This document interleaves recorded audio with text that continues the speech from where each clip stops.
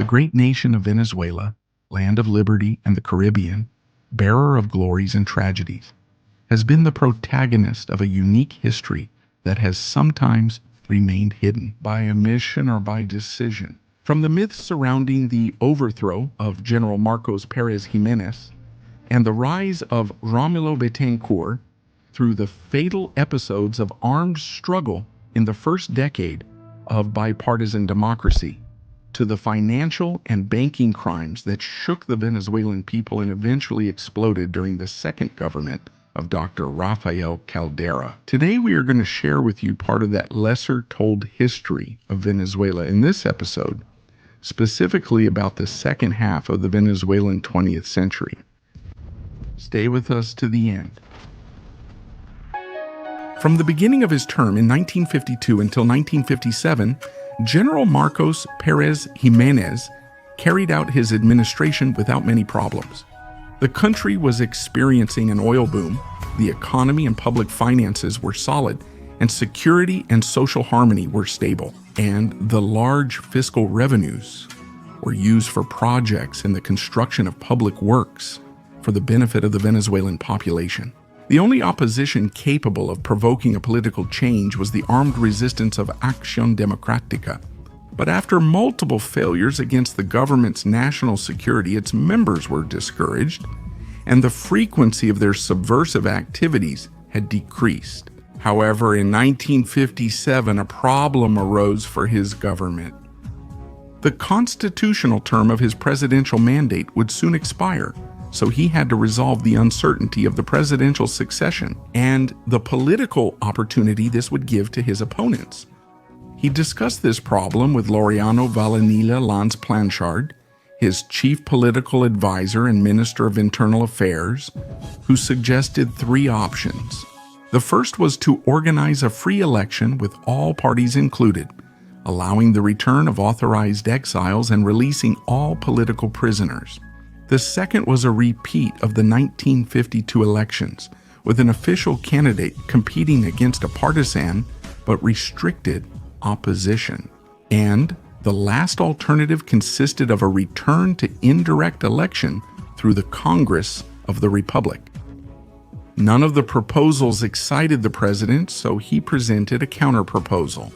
A plebiscite where he is the sole candidate and voters can only choose to support or oppose his government continuing. Vallenilla Lanz objected, but Pérez Jiménez's persistence won.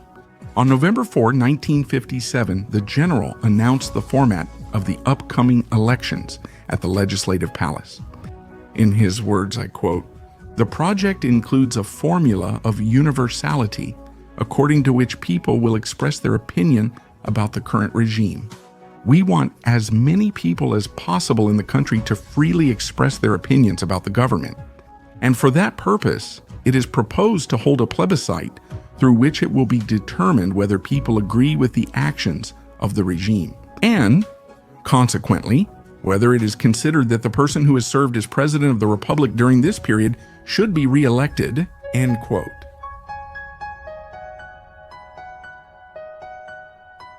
Pérez Jiménez believed he should serve another term to finish important ongoing projects, whereas choosing any of his ministers' proposals involved a huge risk to the continuity of his administration, because his government lacked a political party that would allow him to bring his supporters together, and the president's closeness to the people during those years was limited. Nor was there any man in sight who could effectively continue the work of the previous government. Pérez Jiménez disregarded the idea of organizing an intelligent mass politics, as Juan Domingo Perón did in his time.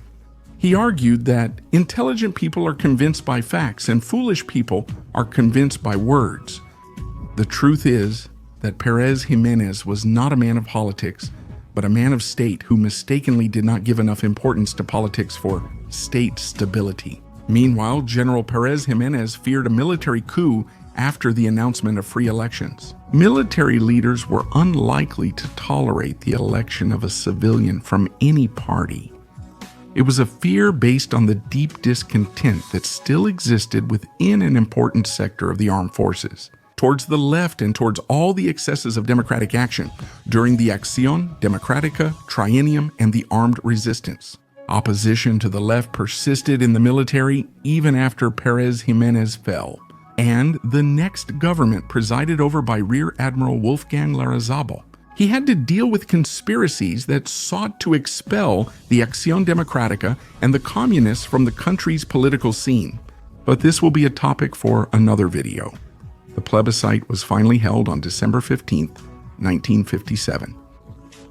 According to the official figures provided by the Supreme Electoral Council, his new presidential term was approved with 86.7% of the votes. The result of the elections included the ratification of his candidates to the National Congress, the legislative assemblies, and the municipal councils.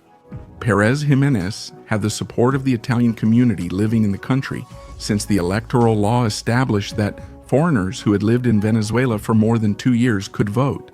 The Italian embassy urged the Italian community in the country to support continuing the government. The opposition parties, united as the Patriotic Junta, swiftly rejected the plebiscite results. They published a manifesto stating that the results presented by the government were an invention of the Ministry of Internal Affairs. They claimed that the plebiscite had failed because supposedly the people did not go out to vote at the polls. However, an event of greater significance shook the political scene in Venezuela. Until then, the public viewed the new National Ideals government favorably. In the early hours of January 1, 1958, a rebellious military movement broke out in the city of Maracay. For weeks before it was carried out, the coup was being planned in various secret conversations. A major focus of discontent within the armed forces was concentrated at the Urdaneta barracks in Caracas. Those involved got in touch with the officers at the Paz barracks in Maracay, and thus the movement spread to that city. Because the conspiring officers were lower ranked, they sought help from higher-ranking military personnel. They contacted Hugo Trujillo, who took over the leadership of the movement. Although they also established contact with civilians, it is important to note that the Patriotic Junta was unaware of the existence of the military conspiracy. The coup was scheduled for January 5, 1958, but as usual, the plan was discovered by the government. On December 31 morning, 2 high-ranking officers suspected in the plot were arrested. General Hugo Fuentes, commander of the armed forces, and Colonel Jesus Maria Castro Leon, chief of staff of the Air Force. The arrests alerted the rebels, and fearing they would be captured, they decided they had to act sooner than planned. Pérez Jiménez wrongly thought his government's security forces had the situation under control. He celebrated New Year at home without worries.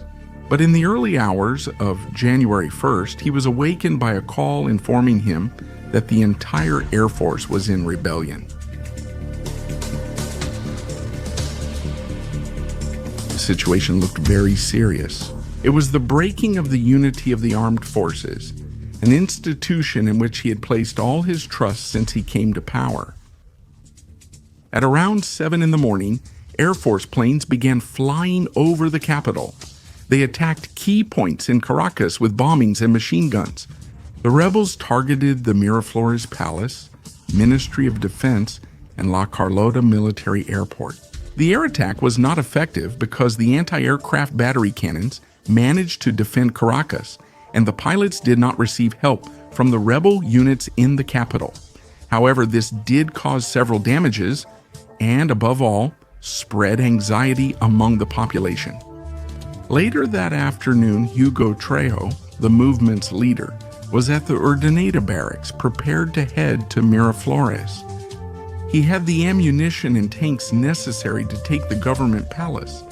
However, in a decision that remains inexplicable in the military history of Venezuela, he decided instead to head to Los Teques, the capital of Miranda State, where he established his headquarters, hoping to reinforce the Maracay rebel movement from there.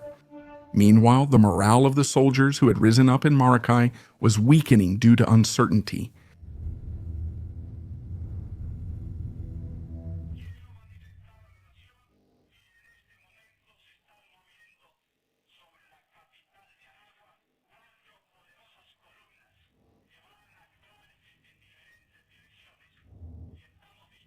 The soldiers would decide in a few hours?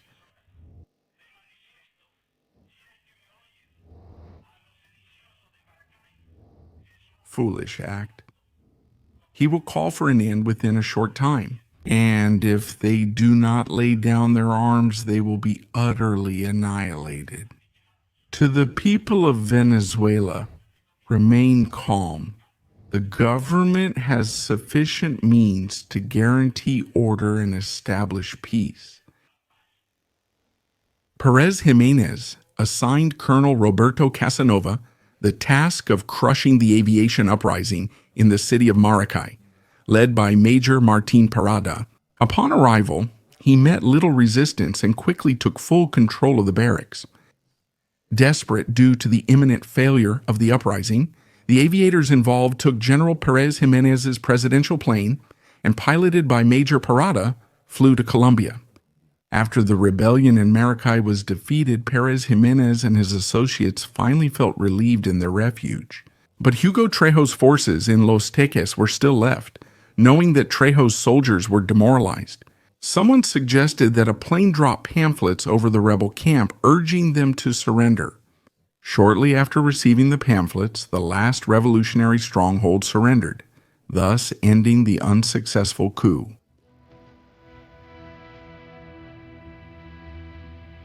In a message to La Nación, Pérez Jiménez announced the rebels' defeat and praised the loyal troops who resisted the coup. He stated that the failure of Hugo Trejo's rebellion was a great demonstration of unity within the armed forces. However, nothing could be further from the truth than his words. In reality, unity within the ranks. The military institution had not been strengthened.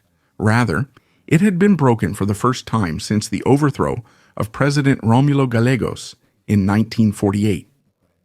And although he spoke confidently in public, General knew that thwarting a military rebellion was much more difficult than pursuing armed civilians without training. A few days later, another rebellion broke out, this time led by young Navy officers. 5 destroyers left La Guaira port without high command orders. Pérez Jiménez tasked Chief of Staff General Rómulo Fernández with calming the rebels and assessing the scale of the conspiracy. Fernández reached an agreement with them, but later that same day, General Lobera Páez left Caracas armed with a column of tanks and heavy artillery to disarm them. He asked all the ships to hand over their ammunition, and they reluctantly obeyed. With each show of discontent from the armed forces, the continuity of Pérez Jiménez in power became even more endangered. A decision made during these moments of crisis. He ended up removing the 2 men who had accompanied him throughout his entire administration and who were essential for the political management of his government. Laureano Vallenilla Lanz Planchard, his internal affairs minister, and Pedro Estrada, director of national security. He asked them and the members of his cabinet to resign in order to reorganize his government and thus achieve institutional stability. Amid widespread chaos and discontent, some civil society members began speaking out against the government. On January 14, the Manifesto of the Intellectuals was released, listing 8 demands and accusations against the Marcos Pérez Jiménez government. The document was printed at a small, secret Communist Party press. Its main promoters were Pedro Ortega Díaz from the Communist Party of Venezuela, Fabricio Ojeda from Democratic Republican Union, Miguel Otero Silva, among other figures. They managed to collect several signatures supporting what was published in the manifesto. For their part, the members of the patriotic junta closely observed every development in the Pérez Jiménez government. Buoyed by the military uprisings, they used the opportunity to distribute more pamphlets and organize new protests. The renowned Caracas High School, Andrés Bello, was temporarily closed due to the constant disturbances caused by its students. Before Pérez Jiménez fell, the patriotic junta called a general strike on January 21. The strike was not widely observed and failed to have the expected impact. The expected end of the Pérez Jiménez government came on January 23, 1958.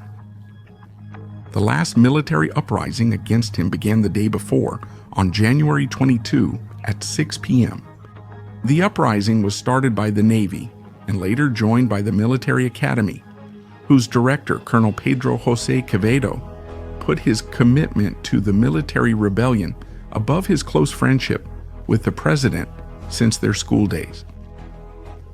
Mobilized to bring more units into the rebellion, and Pérez Jiménez, for his part, devoted his first actions to seeking allies within the institution through phone calls. But despite all this, the balance of power was still favorable to the government, which had the necessary means to suppress the new rebellion. The Bolívar Armored Battalion commander stayed loyal to Pérez Jiménez until the end. He was in command of the tanks, the heavy weapons, and everything needed to put up strong resistance and thus prevent other units from deserting. The commander of the battalion requested permission to march on the military academy with his military power and neutralize the insurgents. In fact, when weighing the situation, he felt that the mere threat of a bombardment would force the cadets to surrender, since they were only armed with rifles. However, due to his opposition to shedding the blood of those cadets and his unwillingness to defend the current regime at all costs, Pérez Jiménez never gave the order and hastened his departure from the country. At 2 a.m. on January 23rd, the country received the news that General Marcos Pérez Jiménez had been removed from power.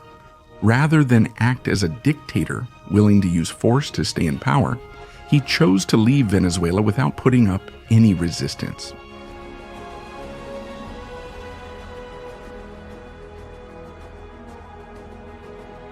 The official account of the Pérez Jiménez dictatorship's fall excludes the United States' influence among contributing factors, while the political and commercial relationship between Venezuela and the foreign power was strong in the early years of the Pérez Jiménez government. Later, it began to deteriorate due to multiple disagreements between the two governments.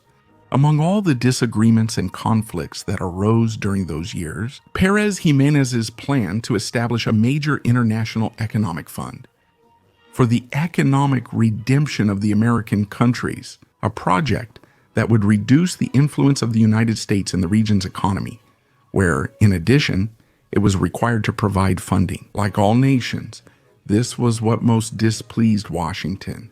And while all this was happening between both countries, Romulo Betancourt managed from his exile in the United States precisely to establish strong bonds of friendship with important people in American politics. For example, Dean Acheson, former Secretary of State, who would later become a key figure in the extradition of Pérez Jiménez from the United States to Venezuela. And he would also develop strong ties with figures like Nelson Rockefeller, a prominent American oil magnate who would also become vice president of his country, and who later, under the bipartisan democracy in Venezuela, would become the owner of and shape important sectors of the Venezuelan economy. This is how progressively the interests of the United States aligned with those of the opposition to Pérez Jiménez. In this context, in December 1957, the main political parties signed an agreement in New York to remain united in the fight against the government of Pérez Jiménez.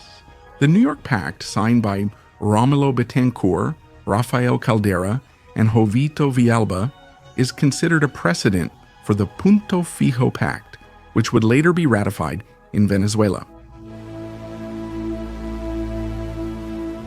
60 years later, January 23rd remains hotly debated.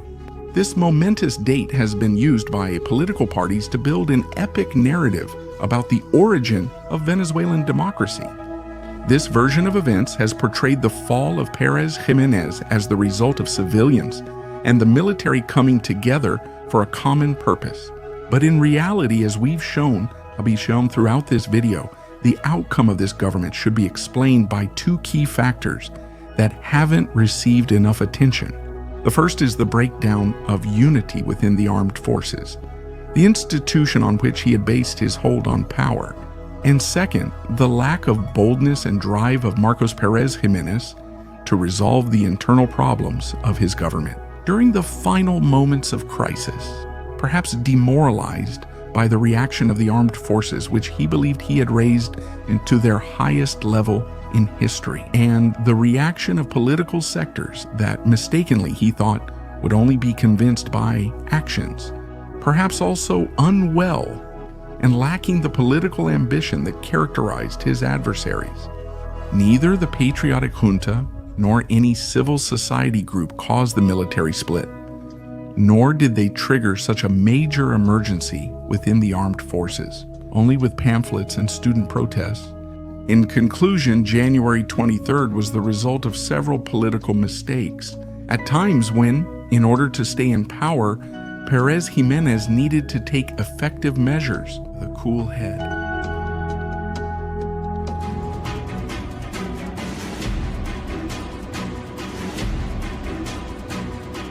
To talk about the background behind Trujillo's attack on Betancourt, we have to go back a few years.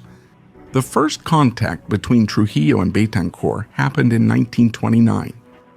Betancourt at that time was a student political leader who opposed the regime of Juan Vicente Gómez and was exiled in the Dominican Republic. From there, he gave lectures against the Venezuelan government and gathered support for movements aimed at overthrowing it, like the famous Falk expedition, which took place in August 1929. In view of this, the Venezuelan government diplomatically requested the Dominican government to monitor Betancourt, assigning this task to then Brigadier General of the Dominican National Police, Rafael Trujillo, who just a year later took power in that country after a military conspiracy, ruling as dictator for the next 30 years, a period noted for being autocratic, as well as for economic expansion and political stability.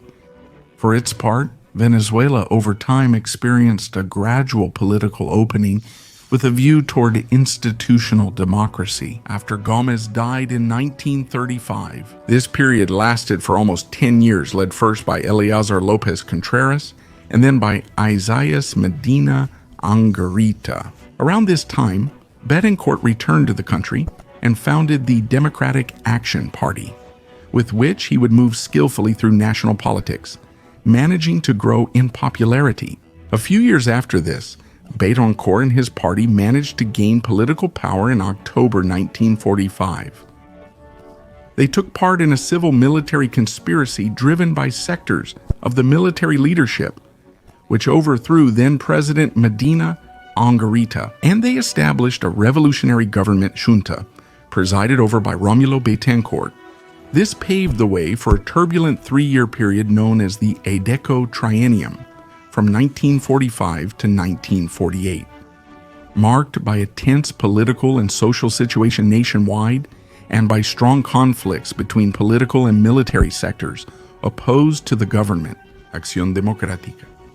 And it should be noted that on the very day of the coup against Medina Angarita, October 18, 1945, the first conflict between Betancourt's Venezuela and the Dominican Republic took place of Trujillo, when mobs supporting the Acción Democrática coup, along with opponents of Trujillo who were exiled in Venezuela, violently stormed the Dominican embassy in Caracas. As a result of this incident, tensions escalated between both governments, which would end with the expulsion of the Dominican representative in Venezuela, to which Trujillo responded in kind, leading to the breaking of diplomatic relations between the Dominican Republic and Venezuela. Ever since, as a Dominican brigadier, he was assigned to watch over that Venezuelan exile named Rómulo Betancourt in the Dominican Republic. Rafael Trujillo had been suspicious of that man, and those two figures who crossed paths in that way would now preside over the highest office of each of their countries. At the same time, on the international stage, there will also be growing tensions throughout the Caribbean between governments aligned with liberal democracy, with figures like Ramón Grau San Martín or Carlos Prío Socarrás in Cuba, José Figueres in Costa Rica, Muñoz Marín in Puerto Rico, and Rómulo Betancourt in Venezuela. against more nationalist and autocratic governments such as Anastasio Somoza Garcia in Nicaragua and Rafael Leonidas Trujillo in the Dominican Republic.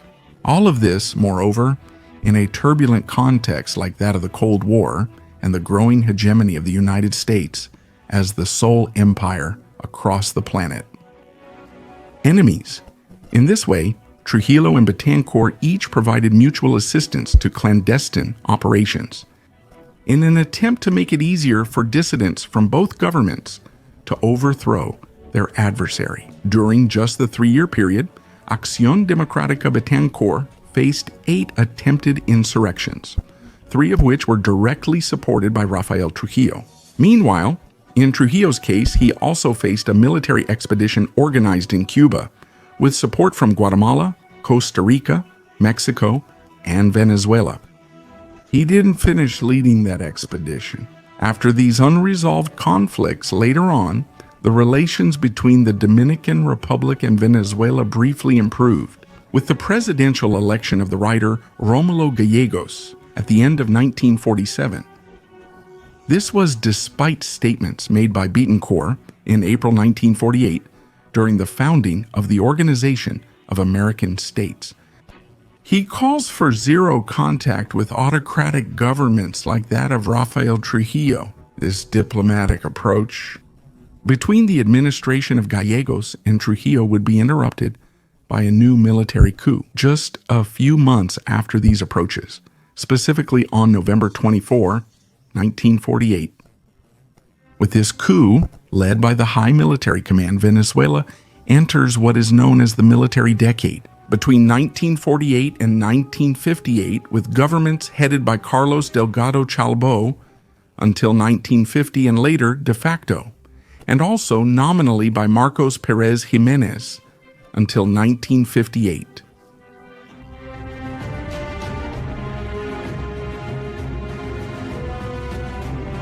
After this change of government, Betancourt and many of his comrades went into exile in 1949.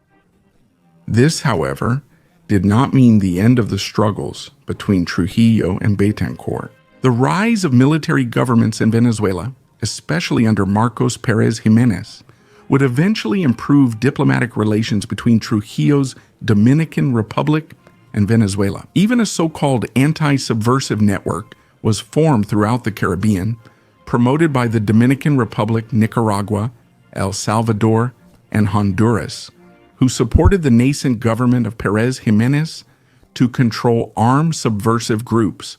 During these years, Acción Democrática and leftists inside and outside Venezuela unsuccessfully tried to overthrow the governments of Delgado Chalbo and Pérez Jiménez through violence. While all this is happening, despite his friendship with sectors of the American elite, Betancourt, as an exile, travels throughout the Caribbean, constantly monitored by Venezuelan and Dominican intelligence services, and is also the target of multiple assassination attempts, first in Havana, Cuba, in 1951, then in Mexico and Puerto Rico in 1955, where, according to historian Santiago Castro, Dominican security agents planned to kidnap Betancourt and then take him to the Dominican Republic, although none of this would happen. However, by the end of 1957 and the beginning of 1958, the opposition to Pérez Jiménez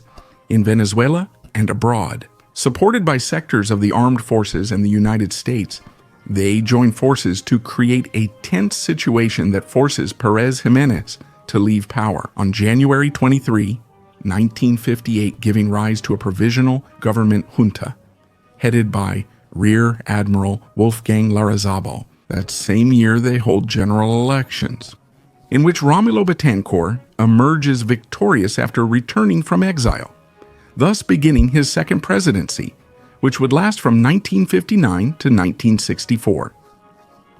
This new presidency will give rise to a new chapter in the conflict between Betancourt and Trujillo, who, it should be said, was still firmly in command in the Dominican Republic. But few knew that these tensions were about to reach their peak.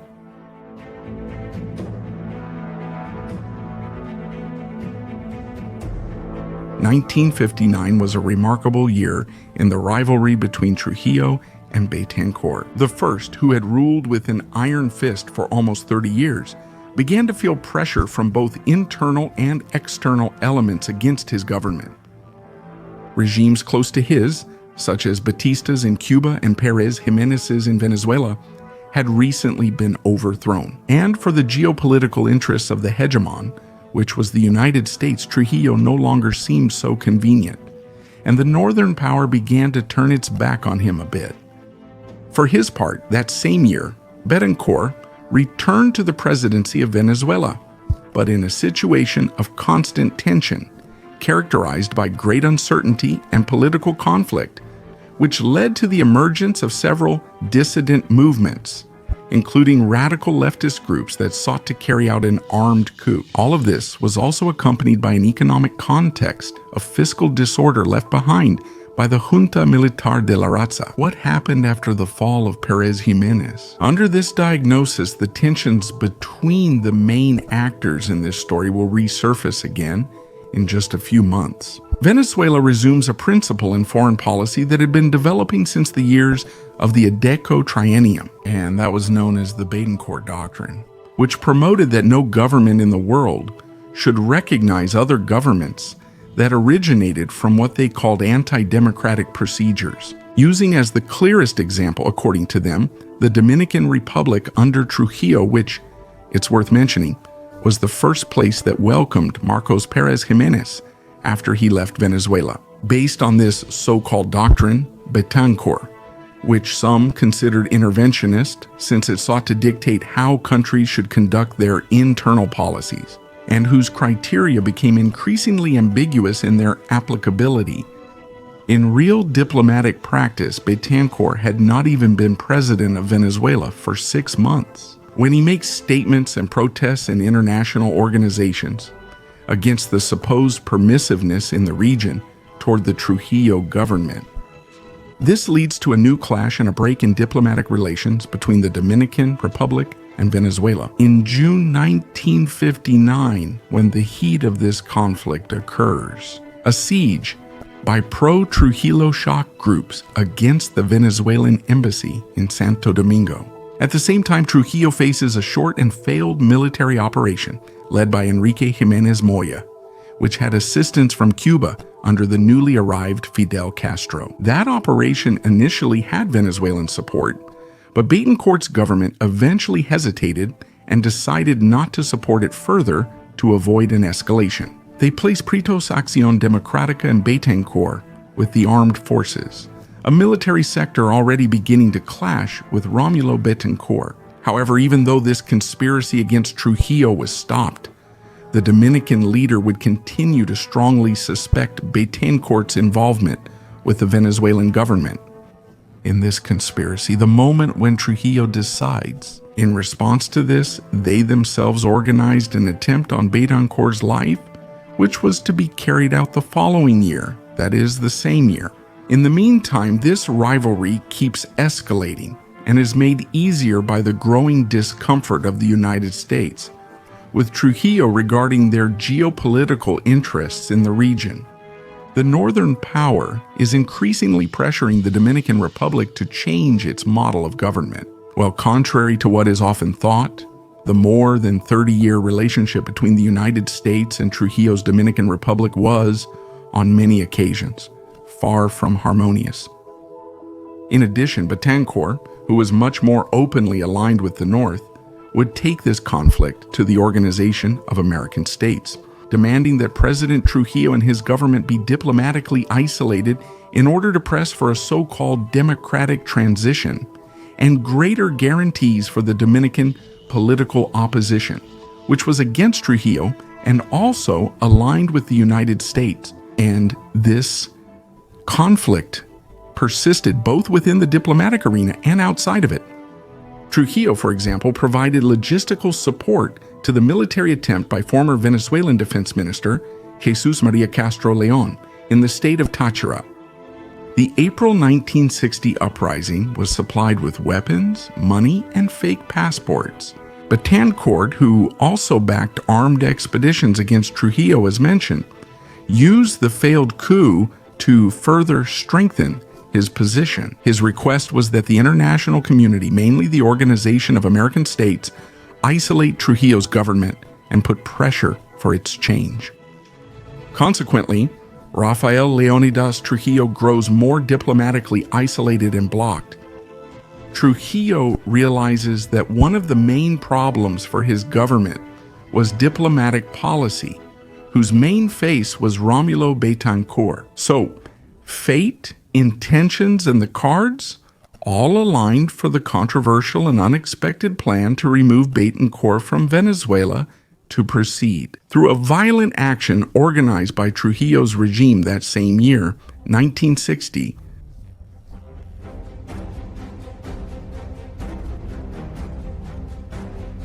to carry out such a complex operation, Trujillo entrusted this mission to Johnny Aves Garcia, director of the Dominican Secret Police, known as the Military Intelligence Service. Garcia was not a stranger in the previous failed assassination attempt against Betancourt, which took place in Mexico. He had participated as a second-level official.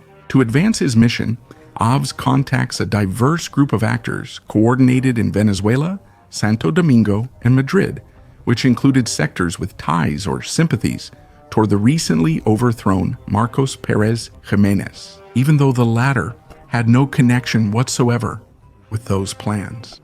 Such is the case of Corvette Captain Eduardo Morales Luengo, who will act as the local chief in Venezuela. From the conspiracy to former Colonel Oscar Tamayo Suarez and Juan Manuel Sanoja Rodriguez. In addition, they also had Colonel Martín Parada, who was not a supporter of Pérez Jiménez, and with civilian sectors disaffected with Betancourt, being, as we have said, a rather heterogeneous group. Trujillo provides supplies, weapons, funding, and training to the conspirators in order to end Betancourt's life with a 65-kilo trinitrotoluene bomb hidden in a vehicle that would be parked near the route Betancourt was going to take on June 24, 1960. A bomb that would be detonated with a remote microwave device, which would have been extremely sophisticated for that time. For this purpose, the civilians Luis Cabrera, Cifuentes, and Manuel Vicente Llanes Bustamante would be responsible for detonating the bomb. The plan was not only to end the life of Betancourt, but also to organize civil-military actions in different parts of the country to take advantage of the situation and seize power. However, not everything would go as the conspirators had planned. As we mentioned, around 9:30 in the morning on June 24, 1960, Betancourt, who was feeling somewhat unwell. That day, he passed through Los Proceres Avenue in Caracas to preside over the commemorative events of the Battle of Carabobo and Army Day. In the Paseo de los Ilustres, inside the presidential Cadillac, were Betancourt and his wife Renee Mercedes, the Minister of Defense, Josue Lopez Enriquez, and the driver, Azael Valero, were accompanied by the presidential escort vehicle and the entourage. When the conspirators were about to detonate the explosive, it failed because the bomb was unable to properly reach the rear section of the car in which they were traveling. Betancourt was not affected. Instead, it was the front part that was hit, and the vehicle was pushed several meters off the road until it crashed into a median strip. Everything turned into smoke and fire, although the explosion did not hit the main target. In the attack, the head of the military house, Ramon Armas Perez, and a passerby named Juan Eduardo Rodriguez were killed. Betancourt, with widespread first and second-degree burns on his face and hands. He is rescued from the scene and taken to a medical center, where, despite his injuries, he appears alive and stable. From there, he gives a brief statement to the press, and the next day, at the Miraflores Palace, he delivers a radio speech in which he accuses Trujillo of being the mastermind behind the attack, along with members of the former Pérez Jiménez regime. He also orders the capture of those directly responsible for the attack in Venezuela, who are apprehended in the following days. The leaders of the operation, Luis Cabrera Cifuentes, Juan Manuel Sanoja, and Eduardo Morales, are sentenced to 30 years in prison.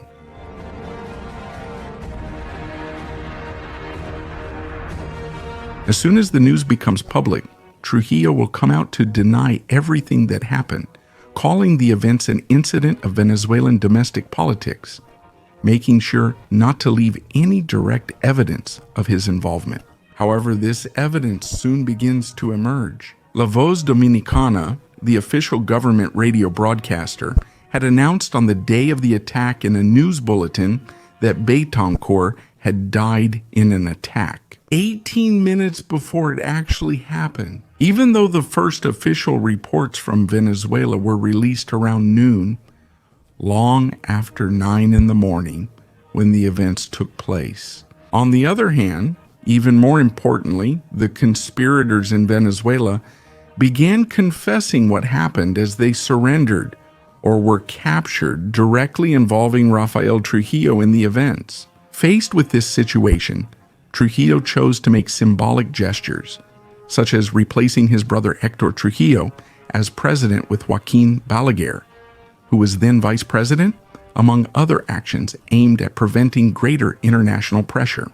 The Dominican Republic had suffered from Betancourt for years, but now things would get even worse. Tensions grow and rise within the Organization of American States. A commission is appointed to investigate what happened in Venezuela, and the commission states that it has concluded that the participation of the Dominican Republic was real. This is something that Trujillo continues to deny after intense sessions in which Venezuela will seek to gather support to further isolate the Dominican regime economically and diplomatically.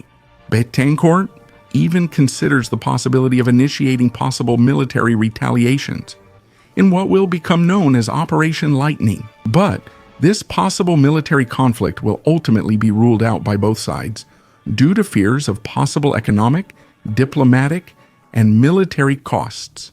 The Organization of American States, after the attack, will vote in a historic session. The United States, the most influential actor in the region. First, he would be reluctant to apply pressure measures against the government of the Dominican Republic, out of fear that in the event of a possible regime change, the power vacuum left by Trujillo could lead to the establishment of a regime like Castro's Cuba. However, they finally side with Betancourt, and the Venezuelan president gains the support of the United States and most of the countries in the Organization of American States. So after this, the Organization of American States submits a report to the United Nations Security Council with the sanctions that should be applied to Trujillo. On September 9, 1960, the United Nations approved these sanctions against the Dominican Republic by resolution. In this way, Trujillo's government would be diplomatically isolated, and the Dominican Republic would experience strong economic restrictions that would encourage unrest and internal political conflict in the country. Finally, in this context, a few months later, one of the most intense rivalries of 20th century Latin America would come to an end. On May 30, 1961, Trujillo was heading to San Cristobal from the capital, Ciudad Trujillo, today known as Santo Domingo, with less protection than usual. He was heading to a property located on the outskirts of the city when suddenly his car was riddled with bullets and he was killed. Trujillo, the leader at that moment. The conspirators, who had the support of one of Trujillo's aides-de-camp, Lieutenant Amado Garcia Guerrero, would be hunted down shortly after by his son Ramfis. Trujillo instantly takes de facto control of the Dominican Republic. However, the wounds that Trujillo's assassination had left on the regime would prove to be fatal, because these events led to a rebellion within the Dominican Air Force to overthrow what was left of Trujillo's regime, which had lasted more than 30 years at the end of November 1961. Thus ended one of Hispanic America's most controversial governments and one of the 20th century's longest, least-known political rivalries. As for Betancourt, after recovering from the attack, he was left with injuries that affected the vision in his right eye. A blind eye. Betancourt, although with many difficulties, managed to finish his term in 1964 and would die after several years of political activity in 1981 at the age of 73 due to an embolism caused by a fall.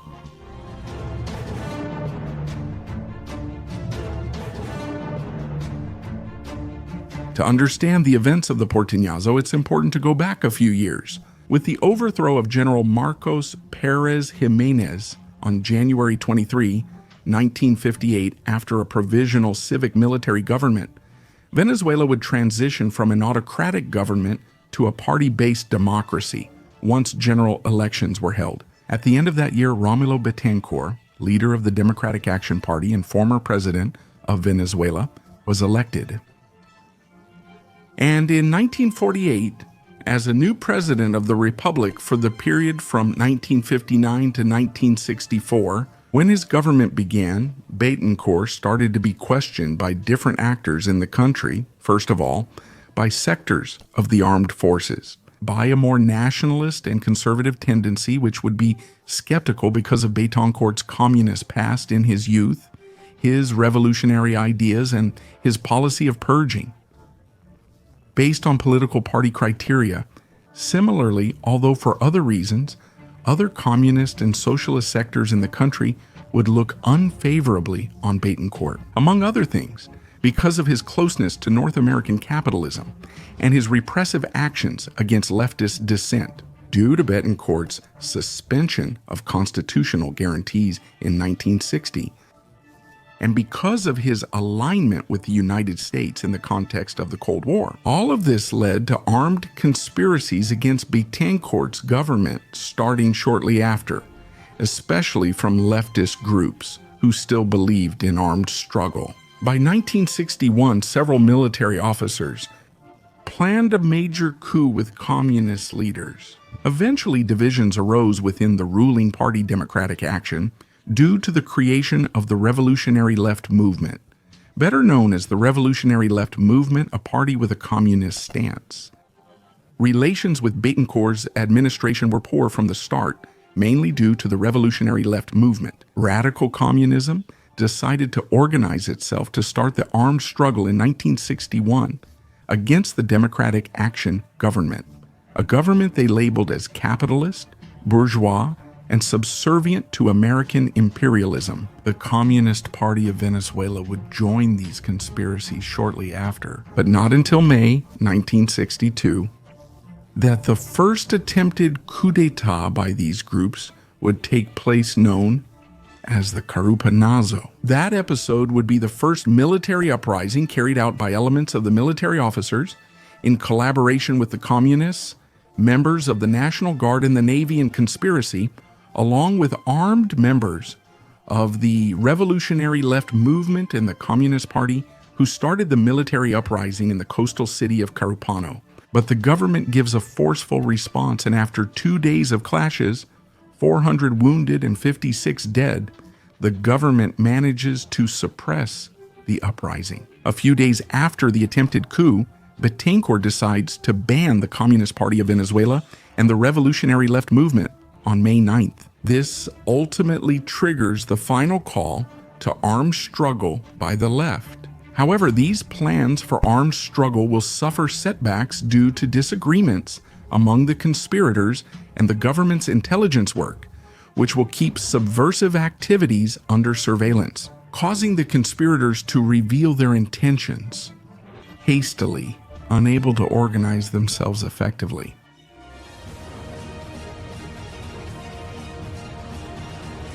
Well, not all conspiracies are discovered.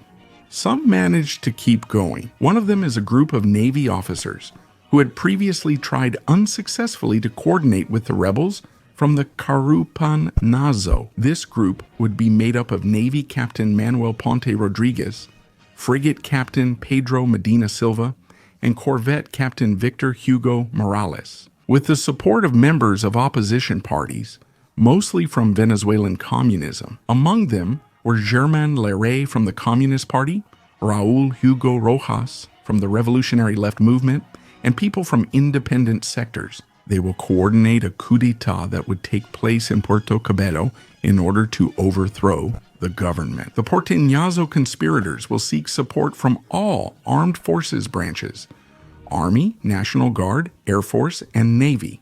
gathering support from numerous units located in the central region of the country. In Caracas, Maracay, La Guaira, and Puerto Cabello. Thus, on May 31, the conspirators agreed that the operations would officially begin on Saturday, June 2 at 5 in the morning. The plan was to take the central region to split the country in two and quickly occupy the capital, Caracas. In Puerto Cabello, they agreed that Captain Pedro Medina Silva, who was then the second commander of the Agustin Armario Naval Base, would take control of the base, the battalion, and the ships together with the rebels, and that he should arrest those who were not involved. Then, according to the plans, bring in Captain Manuel Ponte Rodriguez and Captain Victor Hugo Morales, secretly so that the three of them would take command of all operations. Next, as planned, key locations in Puerto Cabello, including the prefecture, police headquarters, radio stations, and telephone and electricity facilities, would be seized. Afterwards, if all this was achieved, they were supposed to block the roads and access to the airport, with a joint operation with Detachment 55 of the National Guard, keeping 2 rifle companies in reserve for future actions in Caracas. For these aforementioned actions planned in Puerto Cabello, the rebels would have, according to their estimates for that date, a force of about 1,600 men, including elements of the National Guard and a Marine battery. With all the directives already planned, the coup plotters begin to carry out actions to overthrow the government. However, complications begin on June 1st, before the agreed date. Around noon, in Puerto Cabello, an attempted coup d'etat is reported, and a general call to quarters and preparation for combat is ordered. At the same time, the High Military Command orders all branches of the armed forces to prepare for operations in anticipation of any scenario. Later, it would be revealed that this alert came from informants within the insurrectionist movement. According to Hugo Morales, the rebellious military officers found out about the barracks lockdown and the precautionary measures, and that the coup had already been exposed, but they decided to go ahead with their plan anyway. At 5:30 in the morning, the coup plotters forcibly take over the naval base and the Marine Infantry Battalion Cabello, arresting several military personnel in the process. It was a fact that the coup had begun. Immediately afterwards, the rebel troops moved towards their next targets: the PTJ headquarters, the DJPOL, the police, government offices, and the radio station. Puerto Cabello, El Castillo Libertador, Fortín Solano, and the transit routes to block access according to the plan. However, when communicating with his men, with those who were involved in the plot to coordinate the capture of the airport, the closure of the Puerto Cabello Road, and the takeover of the city, the coup plotters are surprised to find that the conspirators from the National Guard were refusing to cooperate with the insurrection. And not only that, but these supposed conspirators actually intended to immediately inform the chief of staff about the coup that was underway. Received this from the general staff in Caracas at 6:20, thus confirming the betrayal from the days prior to this attitude of the National Guard members against the insurgents. Soon, all the units that had originally committed to the uprising in the other cities will join, except for those stationed in Puerto Cabello. The other conspired units end up betraying the insurrection and turning in the insurgents. Ironically, several of these units would actually be mobilized to stop the coup plotter. This whole situation forces the rebels, who had been reduced to just over 1,000 men, to change their plan, delaying their actions. This costs them time to defend themselves and prevents them from carrying out other strategic actions to guarantee control of Puerto Cabello. Taking advantage of the alert from the previous day, Rómulo Betancourt communicates with the Minister of Defense, General Antonio Briceño Linares, who orders the mobilization of about 2,500 military personnel from various branches of the armed forces under the command of Colonel Alfredo Monch in order to crush the uprising Operations against the insurgents begin around 11 in the morning. 2,500 armed forces personnel arrive in Puerto Cabello via the Valencia-Puerto Cabello road. At the same time, the destroyers Moran and Clemente begin to bombard the naval base that was in the hands of the rebels. Meanwhile, the Air Force begins to attack positions of the insurgents that were located right in the city. As the bombings of the rebel naval base intensify, the command of the insurgents will be moved from Fortín Solano to Castillo Libertador around 1 in the afternoon on that fateful June 2nd. The rebels managed to free some guerrillas who were imprisoned in Castillo Libertador and incorporate them into the defense of the city in what would be called, quote, the main line of resistance to fight the government troops. 5 in the afternoon. The fighting intensifies as the government troops arrive in the city. At the naval base, a group of officers who had been captured and were loyal to the government managed to coordinate with other captains to recapture the command building and the communications building. The government, in turn, tries to retake Fortín Solano with paratroopers and Air Force units. But because of its thick walls and because the terrain of the hills held by the rebels cannot be taken by the government, it won't be until the following day, between the afternoon and evening of June 2, that the officers loyal to the government will gradually take control of more facilities at the naval base, taking advantage of the confusion and the communication problems among the rebels. By 10 p.m. on June 2, the rebels withdraw from the naval base and fortify themselves near the Libertador Castle, the place where Captain de Navío will take refuge. Ponte Rodriguez, the last remaining commander of the rebels, near midnight. At that time, there will be another change of course at the Libertador Castle, in which the government-loyal troops who are being held there will take over the place and arrest the coup leader, Captain Ponte Rodriguez. After fierce fighting that night, the situation couldn't have been worse for the coup plotters. All their leaders had been captured, and the naval base and the Libertador Castle had been retaken by the government.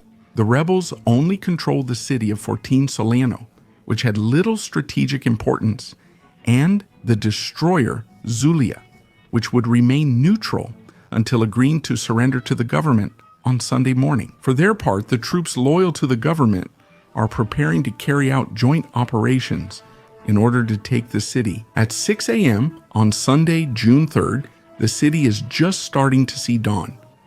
The Air Force begins bombing the remaining rebel strongholds in the area. Meanwhile, the artillery intensifies its fire, and the infantry is deployed alongside armored vehicles and light tanks. In turn, the rebels, armed with rifles, machine guns, and anti-tank rocket launchers, prepare to resist the imminent arrival of government troops. Intense fighting erupts in Puerto Cabello's southern, northern, and central sectors during the process.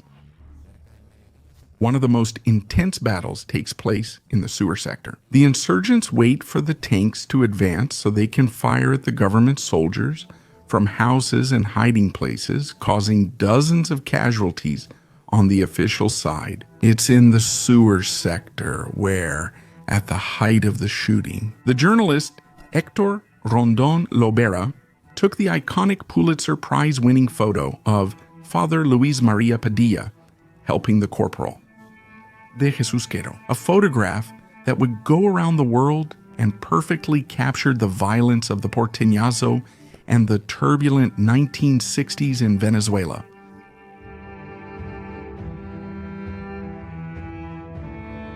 But going back to the battle, in response to this ambush by the insurgents in the sewer, the government's tanks will open fire on the houses occupied by the rebels, while at the same time evacuating the wounded. They managed to continue advancing quickly around 3 in the afternoon. After that, they are reassigned to occupy other positions held by the rebels, street by street like the fire department, from where the paratroopers were being shot at. Since the day before, after taking Fortín Solano, the government troops will continue to the Miguel Peña High School, where they will face fierce but brief resistance, since that building will be shelled, causing the rebels to flee. Finally, the troops kept advancing and suppressing the last rebel positions near the Puerto Cabello Social Security Hospital, eliminating the last remaining guerrilla strongholds through skirmishes and putting down the uprising for good around 6 in the evening on June 3rd. Finally, as the culmination of the conflict, Fortín Solano was taken after several joint operations. This fort, despite its little strategic importance, ended up being an obstacle thanks to the rebel defenses stationed in the city. Since that fortress had machine gun nests that would be silenced after bombardments in the morning hours, it had finally come to an end. The Porteñazo, leaving a toll of 539 detainees, more than 400 dead and 700 wounded according to official and unofficial figures. The Porteñazo was undoubtedly the most violent coup attempt in Venezuela's recent history. It is remembered, among other things, for the extremely violent and unprecedented circumstances in which it took place. After the coup attempt, the insurgents were prosecuted of the insurrectional movement. They were recognized as commanders of the National Liberation Armed Forces, the armed wing of the Communist Party. In the armed struggle that would last until 1969 in Venezuela, when President Rafael Caldera launched his policy of pacification, integrating guerrillas and fighters from the armed struggle into national political life. As Luis Alberto Buteau, a specialist in Venezuelan civil-military relations, rightly points out, it was the defeat of the Porteñazo. It was the result of three fundamental factors: the intelligence work carried out by the government, the hesitation of the subversive units involved, and the natural imbalance of power between the two opposing sides. This episode is one of many examples that illustrate a characteristic of civil and military relations in Venezuela, that of the conspiratorial military lodges allied with civilian sectors that from time to time would rattle their sabers in Venezuela for much of the 20th century.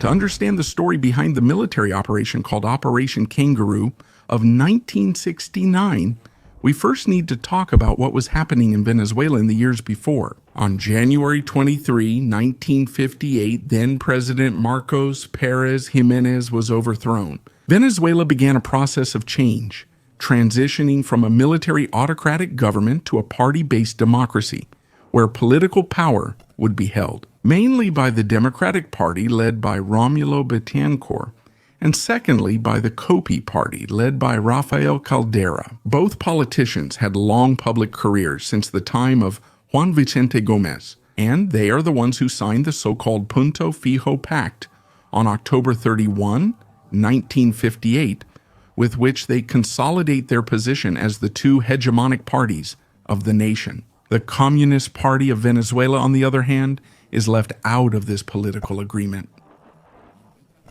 As a guideline from the United States in the context of the Cold War, the new party democracy in Venezuela, led by Acción Democrática, had the United States of America as its main ally, while the Communist Party of Venezuela was allied with the Soviet Union. And their ideological positions generated rejection among influential sectors of Venezuelan society. Faced with this reality over time, as we will see later, the Communist Party develops its armed wing called Armed Forces of National Liberation, or Armed Forces of National Liberation for its initials. This armed wing will undertake the creation in the 1960s of numerous fronts. In the years to come, they will begin subversive and violent actions that will escalate more and more.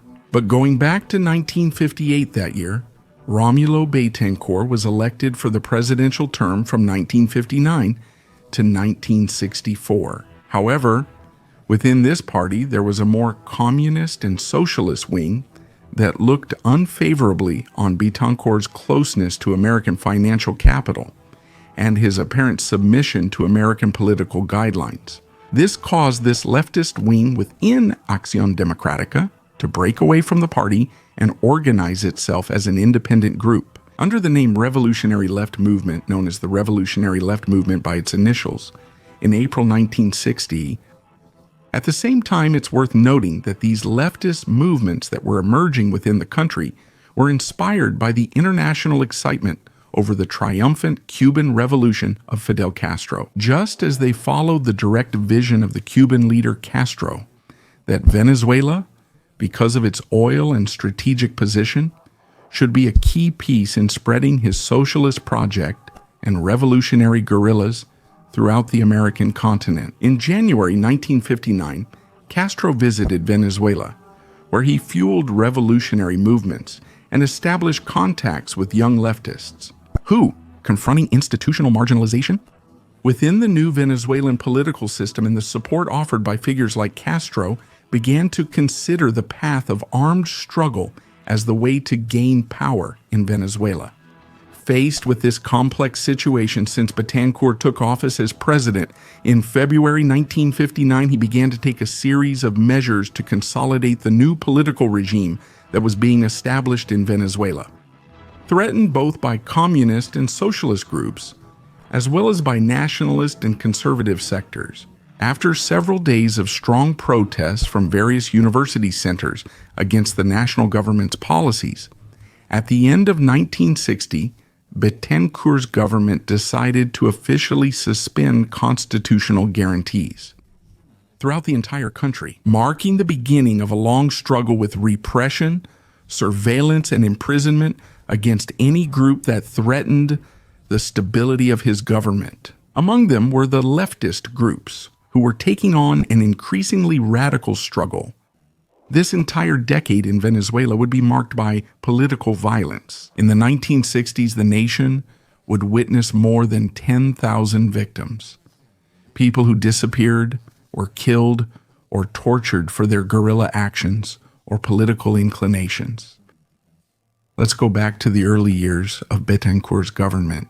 Among these first measures he took to fight the communist groups in Venezuela. In 1961, the Venezuelan government broke off diplomatic relations with the government of Cuba, and they sought to limit both official and unofficial channels of communication that leftist groups in Venezuela had with the Cuban island. Thus, the Venezuelan left is now organized under the revolutionary left movement, the Communist Party, and the National Liberation Armed Forces. They aligned themselves with sectors of the armed forces that were dissatisfied with Betancourt's government. According to them, the military institution was being politicized by changes made since he took power, due to their skepticism as well about his leadership, his communist past, and democratic action's partisan rhetoric.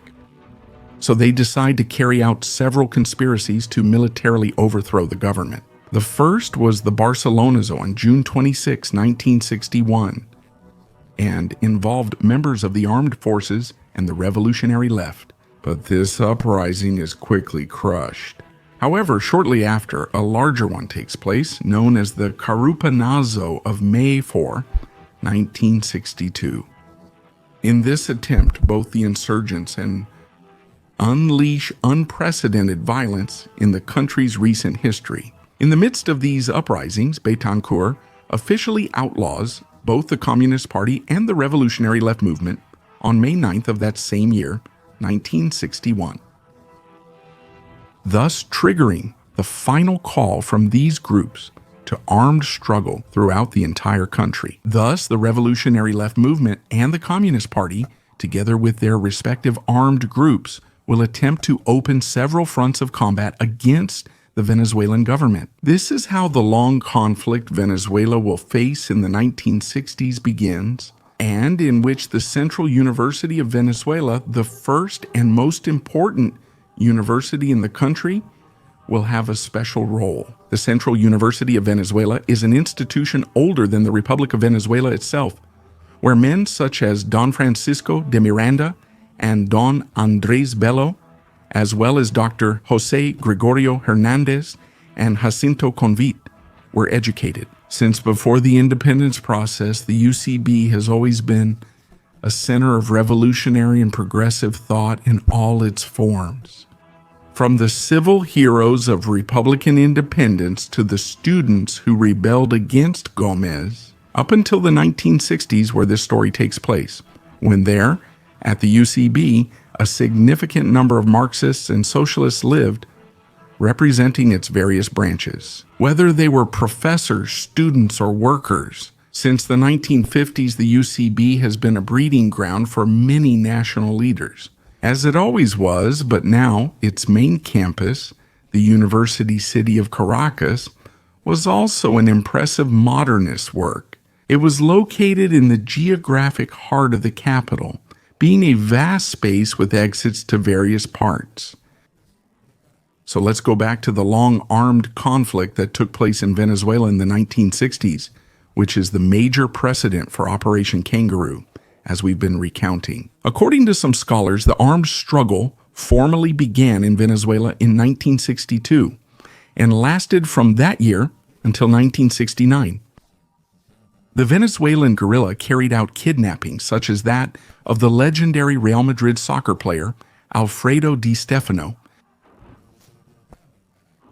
as well as other kidnappings of prominent figures. They also carry out murders of police officers, military personnel, and farmers, as well as attacks on oil pipelines, factories, and electoral processes, as well as the formation of rural guerrilla strongholds in the mountainous areas of Falcón, Lara, and Monagas. However, during all this time, the leftist armed groups have not achieved any substantial victory, either militarily or politically.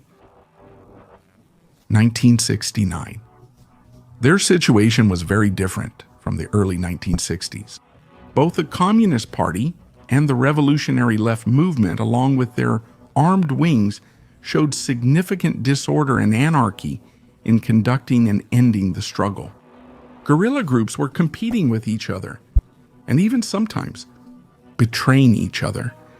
Every leftist group has factions, some demanding relentless struggle, moderate, and others openly pacifist and against the conflict. The lack of cohesion among the members of the armed struggle causes many of their major actions to end in failure.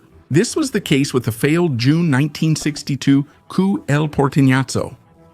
We have a very good video about it on our channel, which we invite you to watch.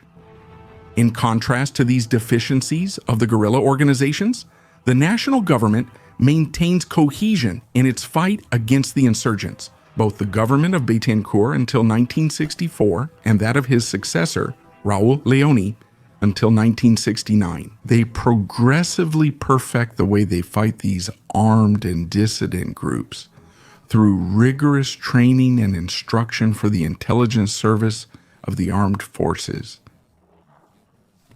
For the General Directorate of Police, and the Technical Judicial Police, PTJ. This with financial, advisory, and logistical support from the United States government.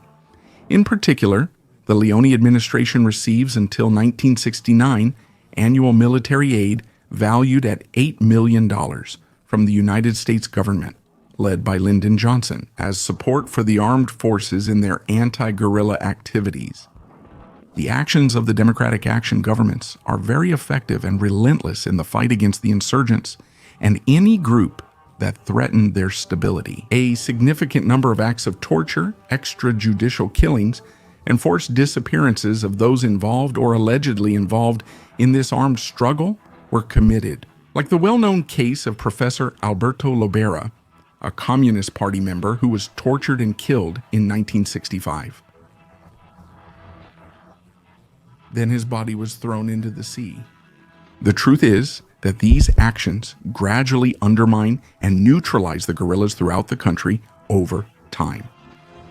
By 1969, due to internal struggles among the communists, arrests, torture, murders, and a highly effective and fierce persecution, these guerrilla groups were left powerless. But despite being weakened, these groups still existed. And that same year, 1969, important events are about to occur in Venezuelan politics that will forever change the future of the fight against the guerrilla.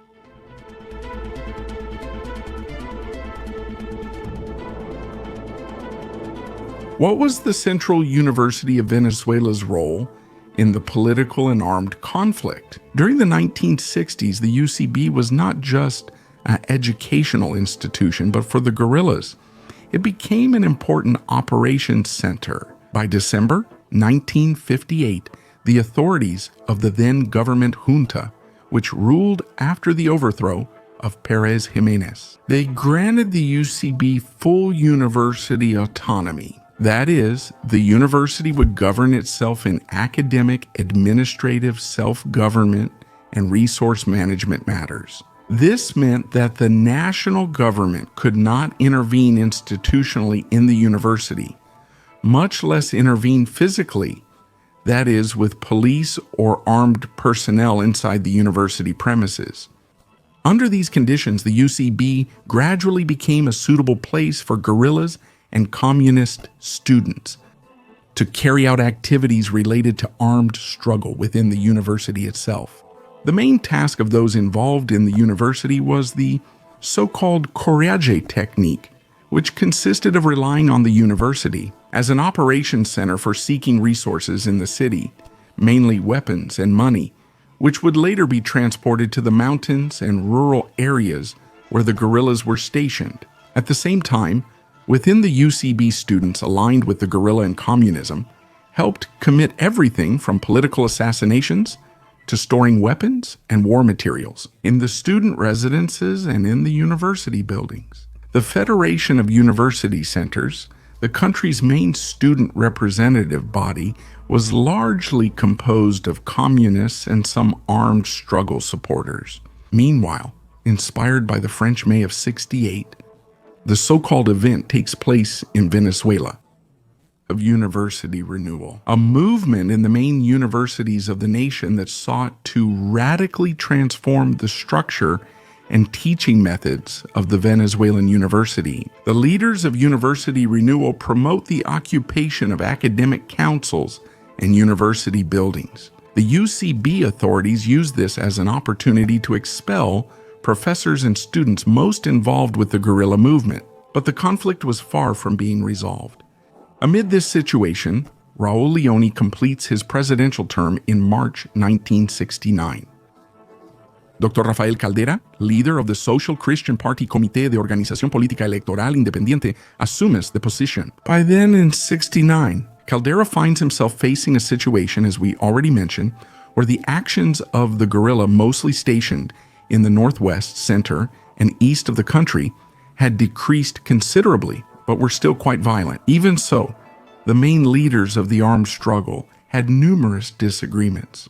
Caught between a rock and a hard place, surrender was becoming an increasingly appealing option for them. In this context, Caldera decided to undertake the controversial policy of pacification, aimed at getting the guerrillas to lay down their arms in exchange for impunity and guarantees to join democratic and institutional life. The first step Caldera took 15 days after his inauguration was the legalization of the Venezuelan Communist Party, a unique event that greatly influenced public opinion. And shortly after, on April 26, the commander of the revolutionary left movement, Moisés Molero, announced to the press that the party would abandon armed struggle and join political life.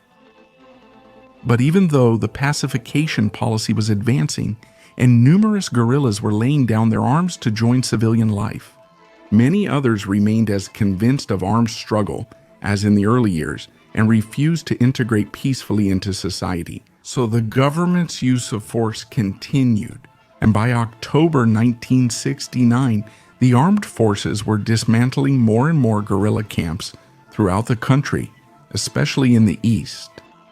As they told the press, they were preparing to deliver the final blow to the guerrillas. This situation is intensifying guerrilla activity in urban areas and increasing clashes and skirmishes in the cities of the country's center, especially in Caracas. As a result, at Central University, it was at this point that an event was about to unfold that very few could have imagined in that Venezuela.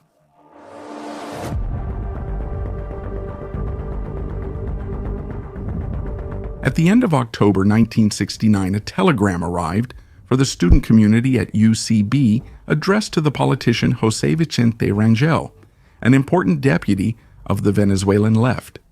The telegram came from some guerrillas imprisoned in La Pica prison in Monagas State. They denounced the young man's alleged death from severe torture. Luis Alberto Hernandez, a second-year sociology student at UCB, on October 28th, several students and professors decided, after a meeting, to go to the Ministry of Justice headquarters to protest the alleged death of Hernandez. They did this around 1 in the afternoon. However, when they returned to the UCB through the north entrance, that is, the Arco Tamanico entrance, which faces Plaza Venezuela, some students, agitated, decide to burn several vehicles that were in the area, most of them government vehicles. After this, the Metropolitan Police arrive and, without decisively entering the university, repress the protesters with tear gas. In response, from inside the university, explosions occur as the students throw stones at the police forces. This confrontation lasts all afternoon from 2 until 7 at night, when the police decide to leave, gradually withdrawing. The protests resulted in injuries to 3 students and a police officer, 56 detentions, and 7 vehicles set on fire. And the next day, October 29th, the violence keeps escalating now, not only at the UCB, but also at other universities in the country. University of the Andes in Mérida, University of Zulia in Maracaibo, and University of the East in Monagas, where protest actions are being replicated, and there is a long and violent day of clashes during that day and the following days, and in Caracas, the events are even more serious. That October 29th at 8 in the morning, several tow trucks arrive at the north entrance of UCB to tow away the vehicles that were set on fire the previous day.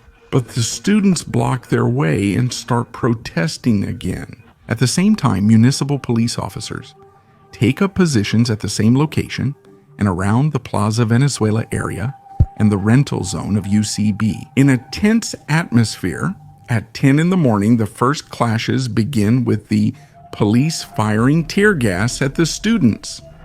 At the same time, outside the university, high school students join the protest, throwing stones at the security forces. This intensifies the response from the police, who still did not enter the university grounds. And inside the UCB, the situation becomes more tense, starting at 2 in the afternoon, when loud gunshots and explosions can be heard from inside the university, directed toward the outside. This indicated, as would later be confirmed, that there were indeed weapons and explosives inside the university. According to witnesses, some students even used a P-50 machine gun to respond to the police's tear gas bombs, as did many other students. They were allegedly carrying firearms. And on their part, the members of the revolutionary left movement inside the UCB said that these claims were false and misleading. It is here, in the midst of the conflict, when the statements begin. The rector of the UCB, Jesus Maria Bianco, openly rejects the violent actions of the students. In turn, student representatives from the university left, making excuses, claimed that those disturbances had been provoked by army infiltrators to cause unrest. The actions of the police. Meanwhile, other university groups claimed that the far left was using the student movement for their political interests. Meanwhile, the Minister of the Interior, Lorenzo Fernandez, tells the press that those protests were part of a subversive plan aimed at starting provocations, so that later, through the use of police force, they would discredit the government. The intense day of riots ends at the beginning of the night, when the students disperse on their own. This time, the result was 4 seriously injured and 1 dead. Faced with this situation that night, on October 29, President Rafael Caldera said at a press conference that while he advocated for a policy of pacification, he declared that the government is willing to take all necessary measures required by public order and social stability. However, for the government, the option of a raid and military intervention at the nation's main university still seemed like a distant possibility. The next day, on the 30th, the situation remains alarming, and protests continue for the third consecutive day at the university. Since the morning, police units have stationed themselves at the place now regularly used by the protesters. The north entrance is towards Plaza Venezuela, around 1 in the afternoon. The students hijack a Caracas public transport bus, bring it into the premises, and set it on fire in the same spot where other vehicles were burned in previous days. As a result, the police respond with tear gas and some gunfire, while the exchange of tear gas and shooting between both groups takes place. Rector Jesus Maria Bianco, in a meeting with the University Council, a council that, while in session, was hit by some bullets that broke the windows of the rectorate building. He orders the suspension of all activities within the university, stating the presence of reckless and violent groups inside the university. According to the resolution of the University Council, this poses a serious danger to the members of the university community and to the autonomous life of the institution. He also stated that, for the time being, only the authorities could be on the premises until further notice. Once again, the clashes near the university ended late at night, and this time there was only one person injured. But few expected that the national government, led by Rafael Caldera, the president of Pacification, would make a decision that was not only controversial, but also unprecedented. The armed intervention at the university city of Caracas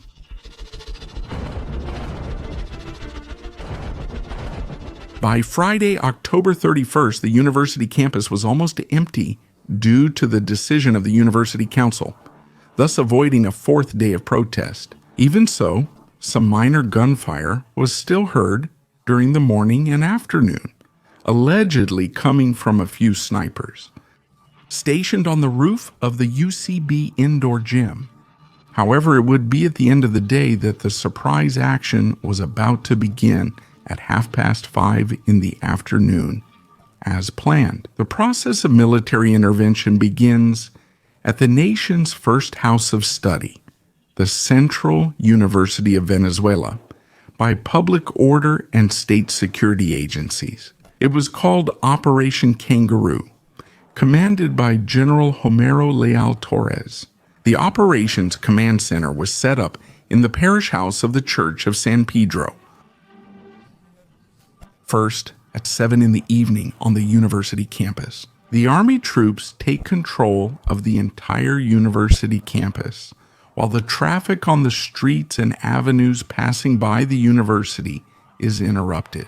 After ensuring initial control, a mass entry of officials from various security agencies takes place. The National Army, the Municipal Police, the General Directorate of Intelligence and Prevention Services, better known as General Directorate of Intelligence and Prevention Services, and the National Guard. For this purpose, 2 M8 war tanks and more than 100 vehicles from the security agencies are mobilized with these officials.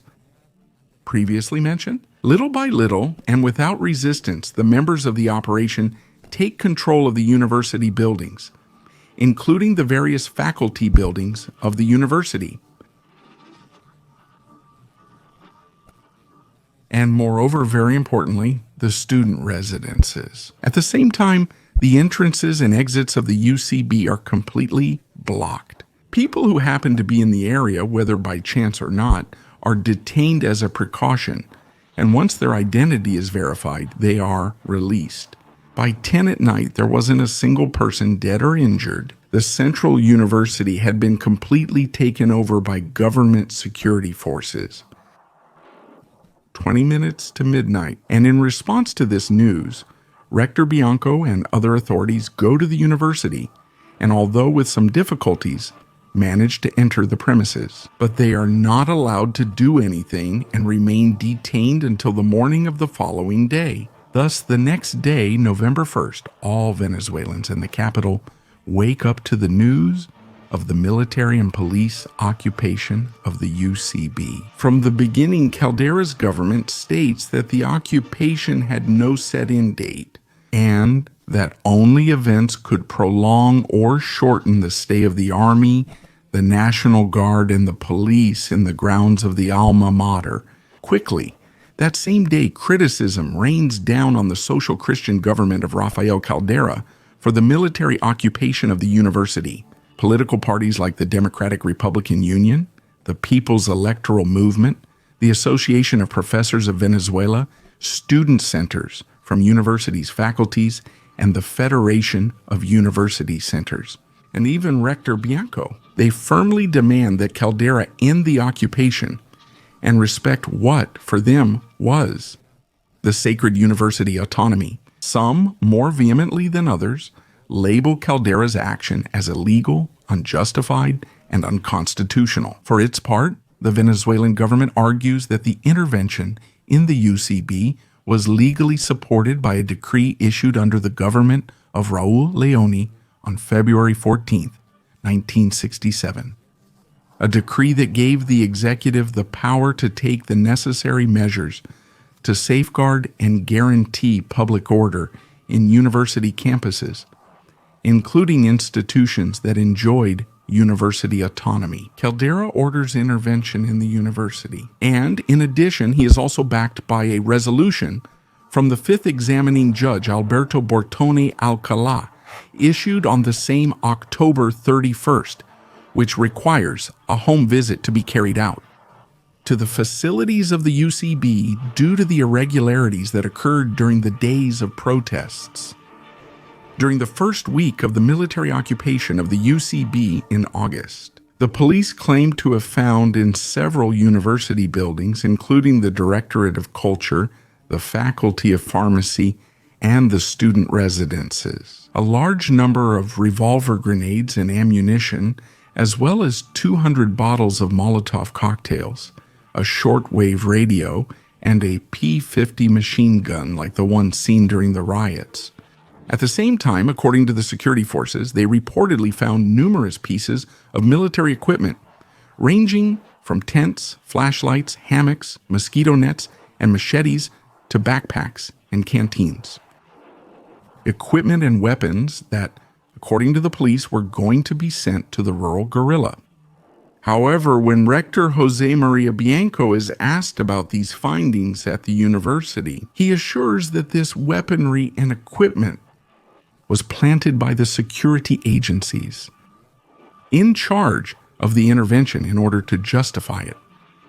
Despite this, Operation Kangaroo would insist on declaring an overwhelming reality to the country.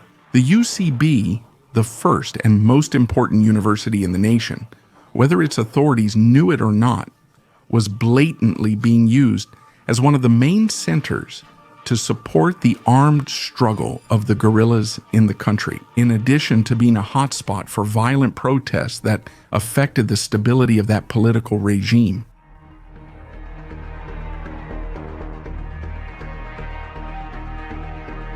What happened in Venezuela after Operation Kangaroo was like a domino effect, following an intense debate in the Senate and in Venezuelan politics. A coalition of Acción Democrática and Comité de Organización Política Electoral Independiente reformed the university law on August 30, 1917.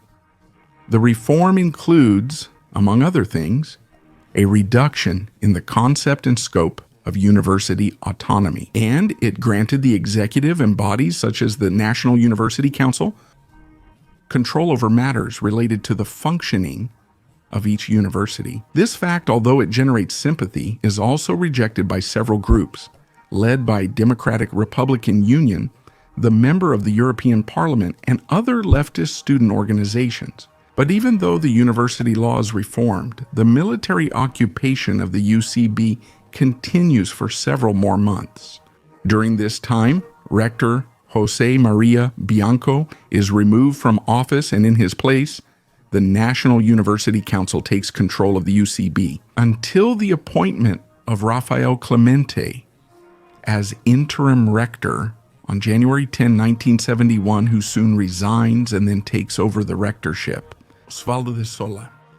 Thus, the occupation, which began on October 31, 1969, finally ended on April 5, 1971, with the final withdrawal of all state security forces from the premises. However, the violence did not disappear completely, but rather continued, although in a more sporadic way, with demonstrations opposing the reform of the university law, which would last until the 1970s. Regarding the armed struggle of the left, its leaders faced disorganization and neutralization. They simply start deciding to surrender to the government and then move on to political activism or dedicate themselves to academic or cultural activities. Under the guarantees given by Caldera's pacification policy, although a few do remain firm in their insurrectional plans. 1980s. The armed struggle movement in Venezuela had come to an end. Thus, Operation Kangaroo, the military occupation for almost 2 years of the nation's first house of studies by a democratic government. Several scholars consider it a turning point in the fragmentation of Venezuela's armed struggle, in which its main leaders, such as Teodoro Pekoff, Pompeo Marquez, Freddy Muñoz, Moisés Molero, went on to defend their ideas in the Venezuelan political arena. The troubling events that surrounded the Central University of Venezuela during those years highlight the leading role this institution played in national life. Bad or good, depending on who you ask. It also shows how intense the situation was in Venezuela at the end of the 1960s and the beginning of the 1970s, and the tough task faced by its governments to consolidate that party-based democracy.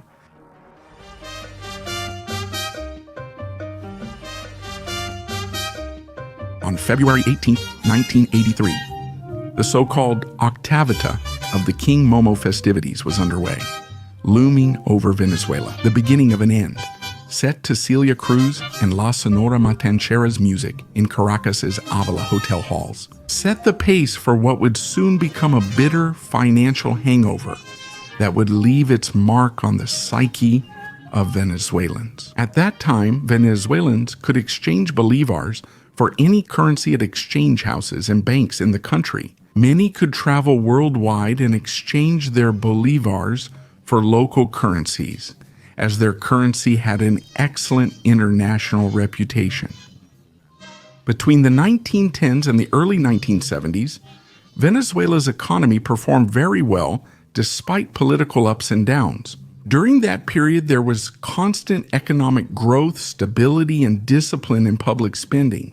There was very low debt, which was paid on time, and the currency enjoyed great stability.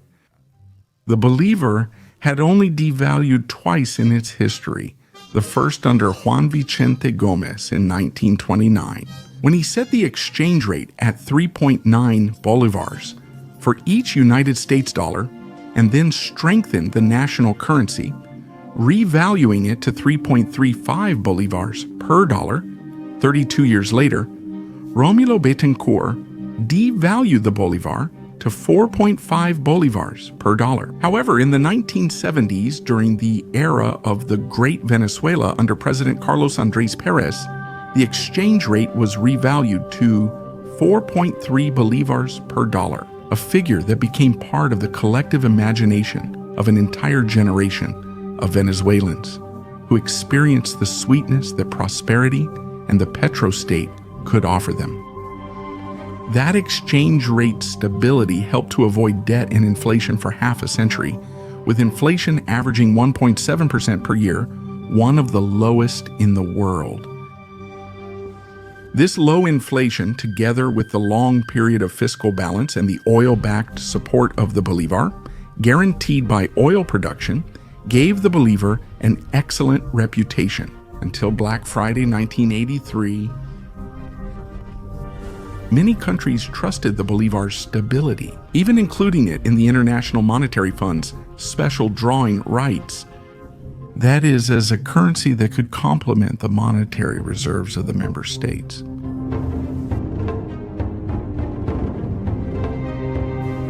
Going back to 1983, in January of that year, about $9 billion of Venezuelan foreign debt were due, a figure that the average citizen was unaware of. The prospect of a mortgaged Venezuela, in the words of President Luis Herrera Campins, when he took office in 1979, it was a prospect that simply seemed like just another accusation in the eternal struggle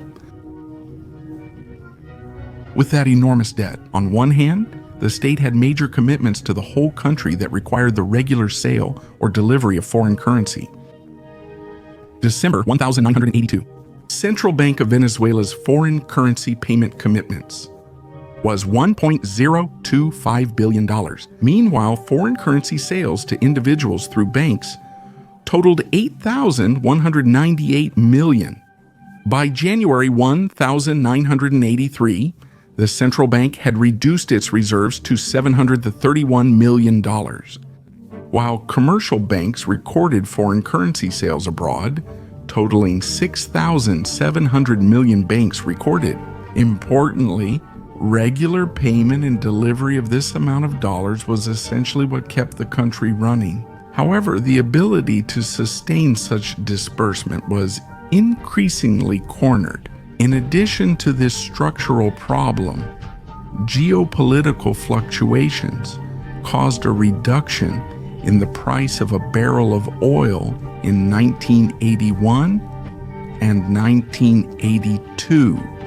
Curiously, oil prices fell right after the second major oil boom in the late 1970s. But despite that new boom, in 1980, the country's gross domestic product contracted by -2%, which was a sign of the decline that the national industry and the country's exports were already showing. Regardless of having the largest oil revenues in its history, this reduction in Venezuela's oil income represented a new problem. Incalculable for the public treasury, giant and already mortgaged at the time. And if that wasn't enough, international banks were demanding payment for loans granted in the previous decade.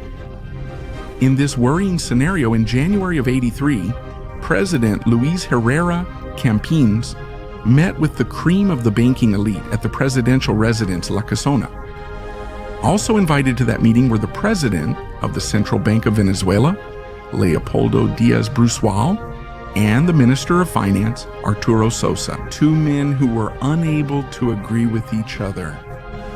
The Venezuelan financial elite was aware that the weakness of the exchange rate and the growing lack of money to pay all the commitments of the megastate were the reason for the massive capital flight that had been taking place in the country since 1980, as a result of the population perceiving years of misguided economic policy which could explode at any moment. By 1982, the Central Bank of Venezuela sold over $50 million daily for this reason. It was urgent to restructure public spending and refinance the foreign debt that was depleting international reserves. The issuing entity demanded it, and the public treasury needed to meet its expenses to keep the country running. But the official narrative only mentioned the $9 billion of debt that would be paid off without major issues. And to get a better idea of the complicated situation, of those $9 billion, $6 billion corresponded to loans acquired by the famous decentralized entities of the public administration, while only $3 billion belonged to the central government. And, as if that weren't enough, the government's decentralized entities, made up of all kinds of institutes, state-owned companies, and public agencies, they had the authority to go into debt in foreign currency, commitments that the Republic inevitably had to assume and pay in foreign currency. At this time, the outflow of foreign currency from the Venezuelan economic system had a daily average sale of about $200 million. To try to alleviate the situation, at the end of 1982, Herrera Campins and his cabinet decided that the gold in the vaults of the Central Bank of Venezuela would be revalued through the control of oil foreign currency by the issuing entity, that is, the Central Bank foreign currency that at that time was under the control of the state-owned Petróleos de Venezuela. But this was not enough and had no real effect.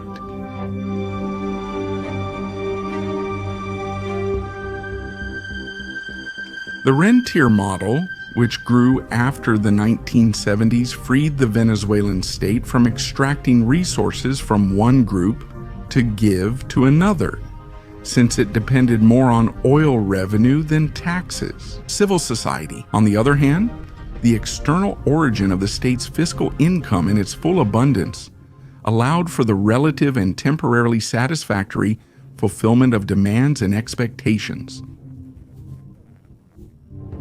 The Venezuelan state used various mechanisms to transfer oil revenues to society as a whole and to influence its shaping. 3 transfer mechanisms notably failed on February 18, 1983. First, the distribution of fiscal income through public spending in what was considered productive investment and infrastructure, as well as a plethora of loans, subsidies, and exemptions that created a business class with benefits to which the state sought to transfer its fiscal resources directly and indirectly. Secondly, the bolivar, the video's protagonist, became overvalued in its exchange rate. It was given exchange rate freedom that allowed the whole society to buy foreign currency at a price below the real value. And as a result, it became easier to acquire supplies, goods, and services abroad. Thirdly, to transfer income to the population, a very low level of taxes was promoted for Venezuelans, particularly the low level of contribution to the income tax by individuals and legal entities. And those mechanisms for transferring income to the population were based on 3 rules. The government spent what it received. The exchange rate remains fixed and single with respect to the dollar, and interest rates remain fixed. Under that model, the political business caste and the banking elite, along with their financial operators, coexisted peacefully. The government finances public spending with oil revenues. Businessmen pay few taxes, carry out large projects through public contracts, and the banking sector with its operators. It sustains the economy as a believer pegged to a dollar enters in abundance due to oil. It was a model dominated by the ideology of a large welfare state and capitalism, of cronies that led to the weakness of the national productive sector.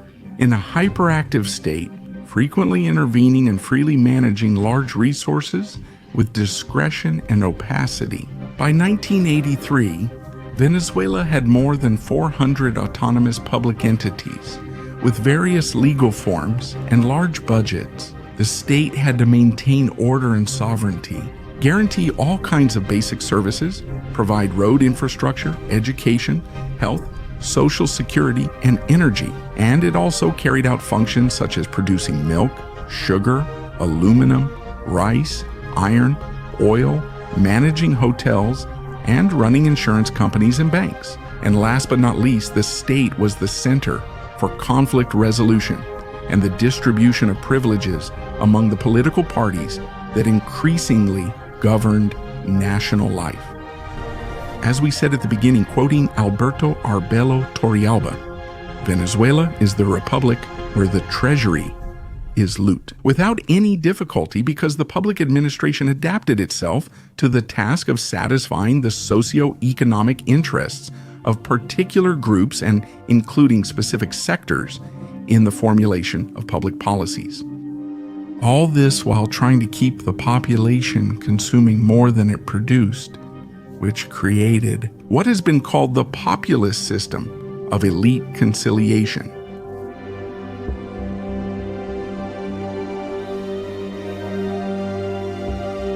The consequences of that system were greater complications in the decision-making process, and as oil revenues were reduced, the state could no longer meet the social and economic demands that were constantly expanding. Those who benefited from the state would continue to ask for their perks. From the richest to the poorest, Venezuelans would keep going to the exchange houses to ask for their dollars. After the Saudi Venezuela, from the 70s, Venezuelans realize that they have less and less ability to meet a wide range of commitments. With a long bill from a party that lasted a long time, the wasteful economy was coming to an end, and it was time to face the consequences.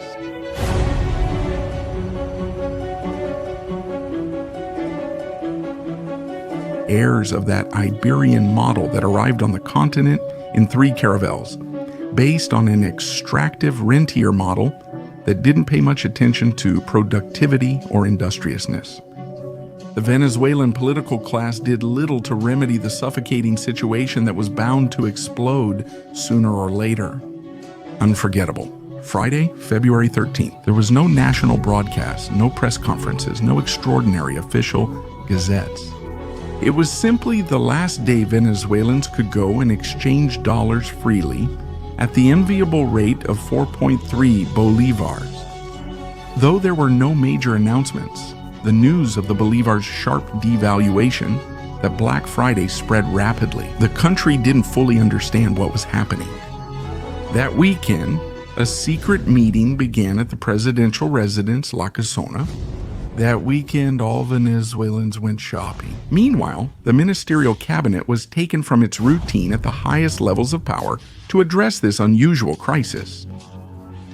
Armed with huge folders, advisors, secretaries, and ministers, with Leopoldo Diaz Brusual from the Central Bank of Venezuela on one side, and Arturo Sosa, Minister of Finance, on the other, and with Luis Herrera Campins at the head, they tried to resolve the mess. President Campins had to mediate between two men who had deep differences about how to approach the issue. That economic cabinet meeting would last 11 hours, followed by a council of ministers that lasted 2 hours. For the Minister of Finance, Arturo Sosa, it was necessary to address 3 problems: the sharp drop in oil barrel prices, the need to obtain a loan to finance part of the foreign debt, at least in the short term, with a view to resolving the growing capital flight, and finally, to decide how the banking sector should proceed in the face of all this. By late January, for Arturo Sosa, part of the solution was the implementation of some form of exchange control, to which Luis Herrera Campins expressed his opposition. Leopoldo Diaz Brusual, president of the Central Bank of Venezuela, the solution to the deficit and capital flight was to devalue the exchange rate, but maintain exchange freedom. His proposal was a linear devaluation of the currency, which sought to restore the exchange parity between 6.5 and 8 bolivars per dollar. Along with the suspension of foreign exchange, buying and selling operations in a staggered manner, with the aim of seeking final agreements with private banks and then releasing the operations again. At that meeting in La Casona, the president of the central bank, Arturo Sosa, had the support of the majority. Meanwhile, interestingly, Minister Leopoldo Diaz Brusual was supported by the technicians and advisors of the Central Bank of Venezuela. After long hours of meeting on Sunday, February 20-1983, the government of Luis Herrera Campins issued a decree suspending the sale of foreign currency. On Monday, the 21st, and Tuesday, the 22nd, a suspension that was later extended until February 28th. An exchange agreement suspending the sale of foreign currency on Monday, February 21, and Tuesday, February 22 of the current year. The next morning, February 20, the sale of foreign currency was suspended at Miraflores Palace. Luis Herrera Campins meets one last time with Arturo Sosa and Diaz Brusual, and finally decides on Arturo Sosa's option. On Tuesday, the 22nd, the well-known differential exchange rate system, RICADI, is established and announced. The exchange control that would now regulate Venezuelans' foreign currency transactions included who foreign currency was sold to, how much was sold, and at what price in bolívares it was sold. Immediately after this, there were many rounds of negotiations with the banks about the details of this new exchange rate system. After 10 uncertain days in the country, 4 decrees in the official gazette eased the situation. There was a preferential dollar at 4.30 bolivars for public and private debt, and for essential goods, a dollar at 6 bolivars for non-essential necessary expenses and a floating dollar at more than 7 bolivars. Indispensable. It's worth noting that the bolivar continued to devalue in the years immediately after the exchange control was established, reaching a rate of 39 bolivars per dollar in 1988. At the same time, the new regulations established that citizens could only exchange $500 per year for what were considered non-essential expenses. They also announced a price freeze in the country for 60 days, all with prior approval from the state. That heroic minted currency, which for 2 decades was valued at 4.30 and was part of the 6th basket of the International Monetary Fund's special drawing rights. The currency that was considered a hard currency all over the world, the one many in Latin America longed for, had been severely hit by a wasteful economy. Venezuelans woke up to an economic hangover that continued with a period of uncertainty, recession, unemployment, and more inflation. In a matter of hours, the purchasing power of Venezuelans was reduced by 75%. That context generated strong tensions and frustrations, not easily channeled through the institutions, rules, and mechanisms that had been designed for times of prosperity. A kind of trauma in the psyche of the collective imagination of Venezuelan baby boomers and Generation X, which would leave an indelible scar on the economy and society. As we saw, the prolonged fiscal balance of 50 years that gave the bolivar its strength was wiped out by just over a decade of unreasonable public spending. Under a political model that sought to control everything and never developed a solid national industry, while inflation, which was already rising, kept growing even more. Inflation that has remained a major problem in the country up to this day. As a result of all this situation, the government was unable to finance public spending, and the contractors from the business elite no longer had access to that stable bolivar that the banks could not maintain. With those interest rates, everything was set for disaster.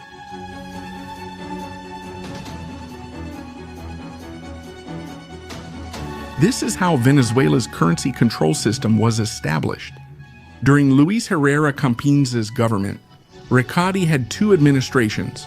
Under President Jaime Lucinchi, Recadi had 7 different administrations. Recadi didn't have an office, a budget, or specialized personnel, and like everyone else, wanted dollars at any cost. And as is typical of these systems that try to regulate natural human behavior, Recadi became a huge hotspot. Irregularities and corruption.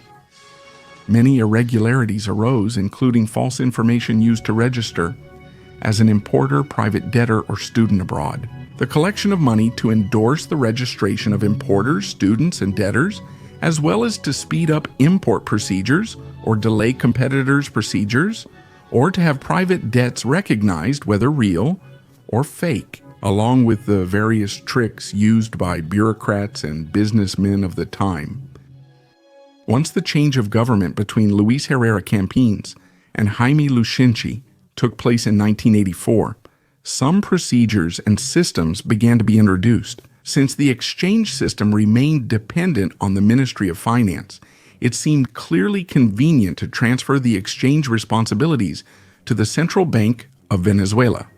But this option was completely ruled out by the new government of Lucinchi.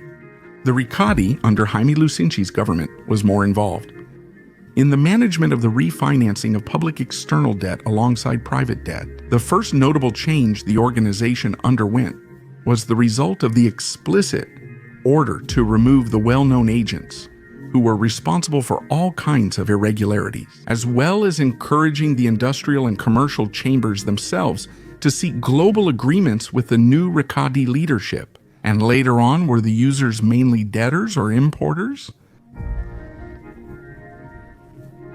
The Recadi population, far from decreasing, kept growing more and more, which forced Recadi to deal with major human and interest congestion. That's how the public administration tried to take another big step, to grant the national financial system the exclusive right to handle all matters related to preferential foreign currency at the counter, which also did not result in relieving the congestion in the office or the bureaucracy.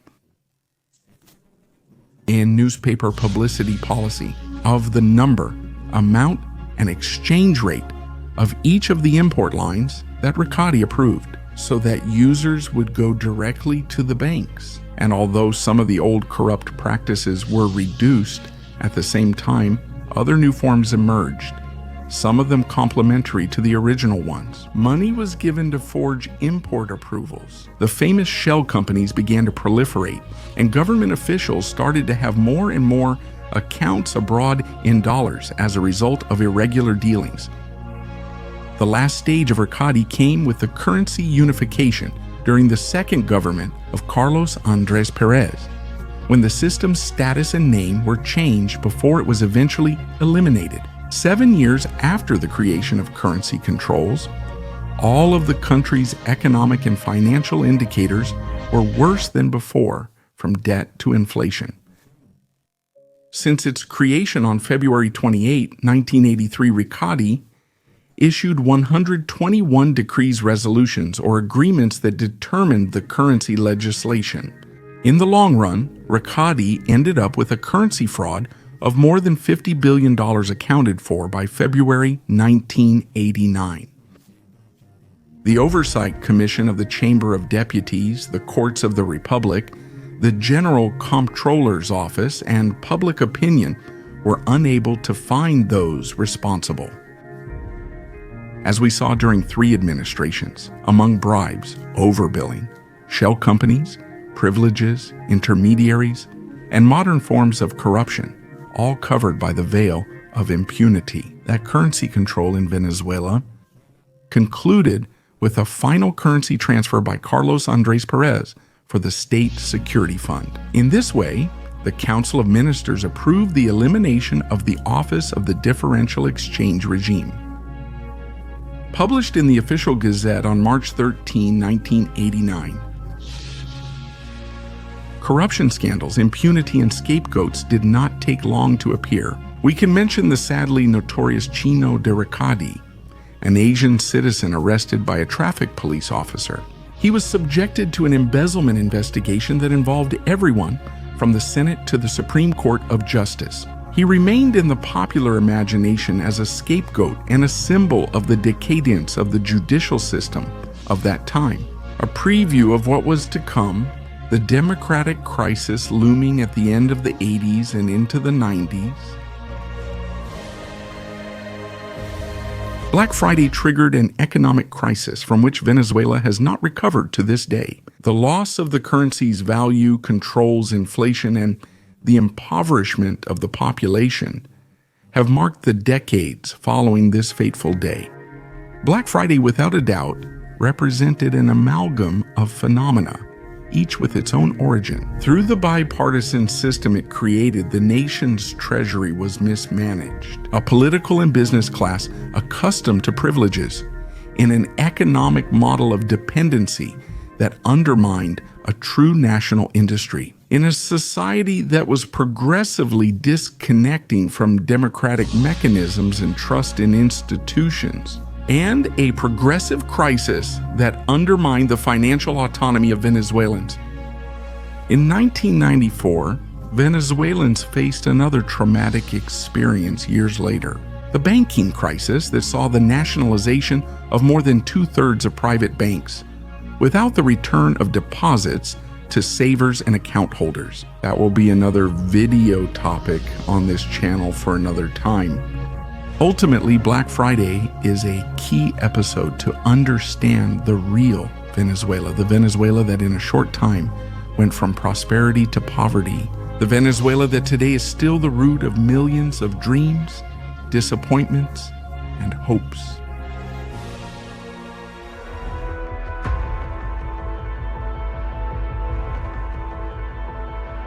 In January 1994, Venezuelans woke up to the news that the prominent Banco Latino was going to be taken over by the state due to its insolvency. In other words, the bank didn't have enough money to pay the large commitments it had with all its clients. Banco Latino was a financial group that, together with its allies, operated more than 30% of the private sector's accounts and much of the government's accounts and payroll.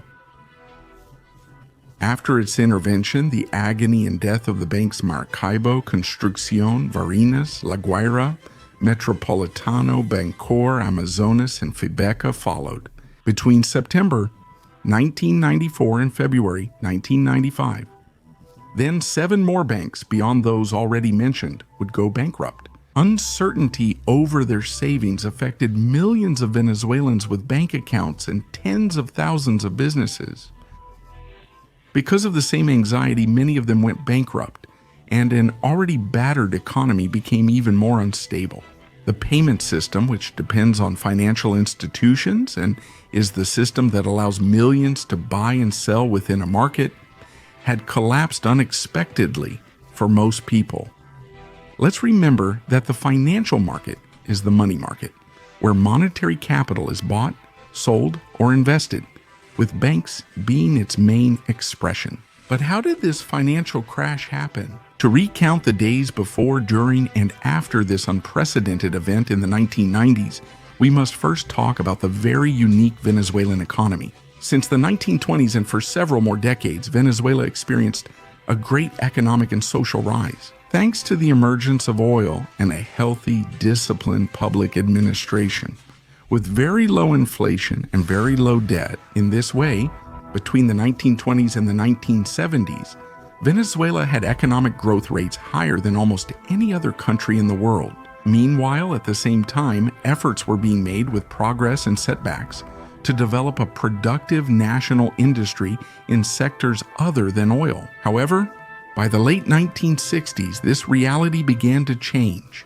There are many schools of thought and ideological or economic frameworks that have been used to explain the Venezuelan economic collapse that began in the 1970s. Here, we will only try to recount some facts and phenomena in the most objective and basic way possible, without attempting to provide a complete explanation. After decades of enviable economic growth in Venezuela, in the 1970s, there was a great oil boom due to conflicts in the Middle East. With this boom, the new government of Carlos Andrés Pérez, starting in 1974, undertakes a broad policy of expansion. Public spending and monetary issuance reached levels of fiscal expenditure unmatched in history. This increases commercial activity and consumption in Venezuela, but not real domestic productivity. As part of this expansionary policy, during this period, the state takes on greater roles in regulating the financial sector, and it gains a greater presence in sectors of the private economy and civil society. This situation deepens with the nationalization in the 1970s. It's important to point out that despite the protectionist policies, the expansion of the Venezuelan economy during this time in the 1970s, it comes more from an increase in imports and consumption, thanks to the income, than from a rise in productivity in the real economy of the country. So under this model, which was only possible thanks to the extremely high income from oil revenues, the Venezuelan economy, on one hand, it becomes less competitive, and on the other, it creates an unprecedented public deficit, which later turned into a much larger debt. In other words, as the Venezuelan public sector expanded, in this way, it took on significant economic commitments, but had less and less ability to pay them. And the response was to put the nation further into debt each year to cover these deficits. The paradox is that even though in the 1970s, the economy is seeing record high revenues, it was during this same period that the state incurred the highest debt seen in the 20th century until then. That's where the famous phrase of the next president, Luis Herrera Campins, comes from when he said during his inauguration that he was receiving a mortgaged country. It's important to point out that during the government of Carlos Andrés, a key financial institution in this story also began to grow substantially. But we'll come back to it later.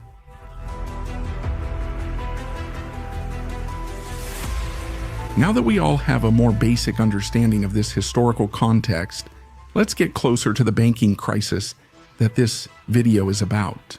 So after a long period of relative stability, at the end of the 1970s, these economic problems began to burst the illusion of prosperity among Venezuelans. The trade balance goes into the red, exports fall, inflation rises, and to cover the deficit, international reserves are spent at an accelerated rate, and there is a notable capital flight. In turn, faced with the announced fiscal bankruptcy of the state, in 1982, $7 billion practically disappeared from the state coffers. It was the year when the famous Black Friday occurred, the first major devaluation of the bolivar, which marked the end of a period of abundance. It marked the start of a new cycle of economic disorder that would last for years. Under this new reality, the new floating interest rates are implemented. In the 1970s, they started affecting many banks that relied on granting medium and long-term loans. So throughout the 1980s, there was a deterioration in many of the so-called macroeconomic and social indicators. That includes inflation, debt, scarcity, and a decrease in purchasing power.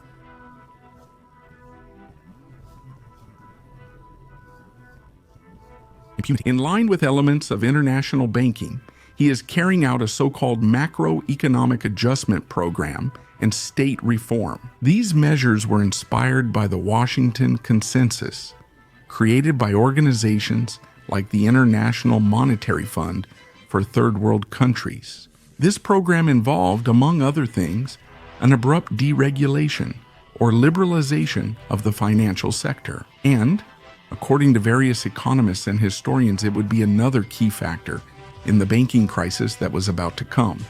This deregulation meant a reduction of barriers for financial activities, a liberalization, and an increase in interest rates, and a strengthening of the autonomy of the agencies responsible for financial regulation and supervision. According to some economists, the way this liberalization was carried out practically put the banks in charge of supervising themselves, giving them more agility and flexibility, but not more transparency. With these measures, deposit banks, that is, savings and loan institutions, were now allowed to engage in investment banking activities. In other words, these banks now had greater capacity to use their depositors' money to acquire assets and securities in the financial markets as part of their investment portfolio, and thus use their clients' resources to gamble in the financial sector with little or virtually no oversight. In this context, the role of currency intermediaries emerges for these financial operations, who also profit considerably. So, with Carlos Andrés Pérez's adjustment program, there was a boom in the expansion of the capital market in Venezuela. This phenomenon was already happening around the world, where the financial market had gone from being just another sector of the economy to expanding dramatically over all the markets on the planet. And it was under this new system that illegal procedures emerged in Venezuela, lacking transparency and classified as financial frauds, such as the fact that some bankers and their intermediaries granted loans to themselves, taken from the savers' money, through so-called centrifuges, that is, networks, for circulating money that consisted of creating organizations and financial offices with legal addresses outside the national territory, which received several of the operations from these parent banks in Venezuela. Through this, for example, these bankers, using a capital of 1,000 bolivars, could leverage it up to 100 times the value of that initial capital, all through paper transactions. Essentially, it was money that didn't exist, but that would later have to be paid back somehow, and not exactly by those responsible. This irregular and illegal leveraging was carried out on a large scale by members of Banco Latino, but also by other banks on a smaller scale.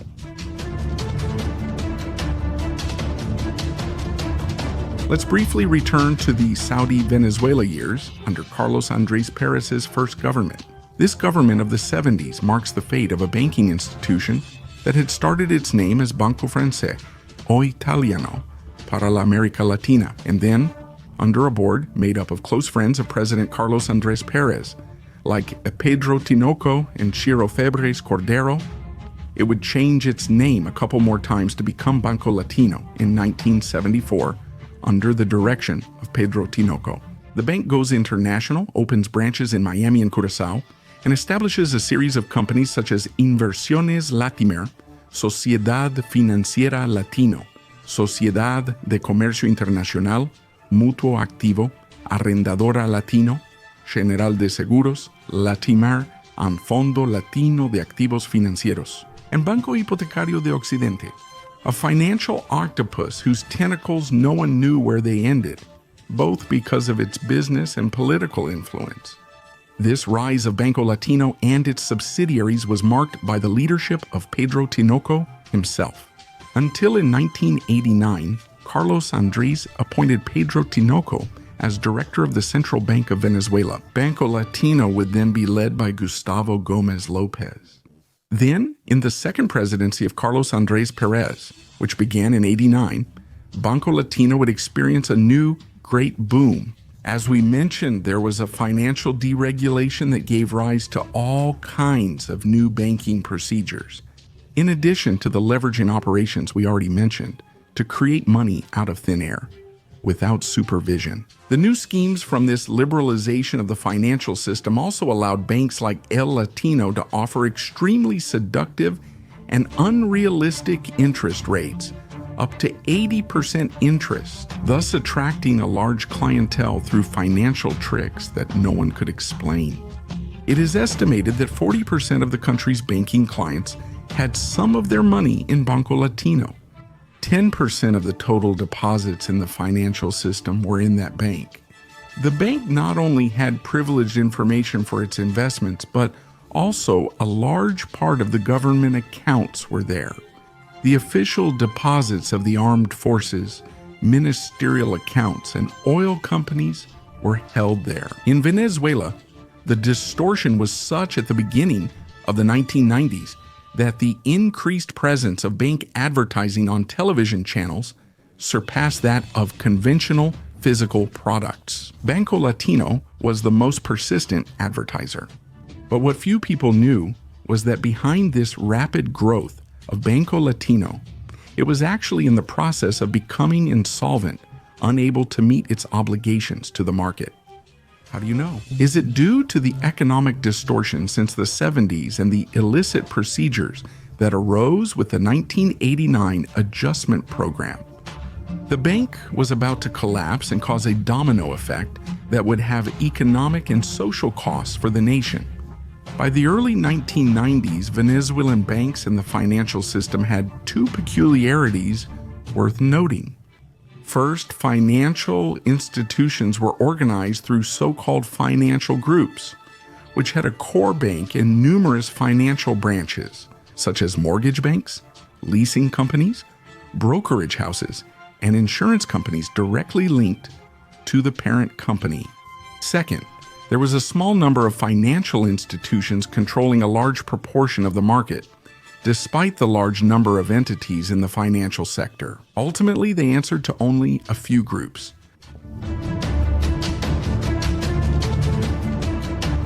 In the midst of all this, between 1989 and 1992, Venezuela went through great social unrest and two failed coups.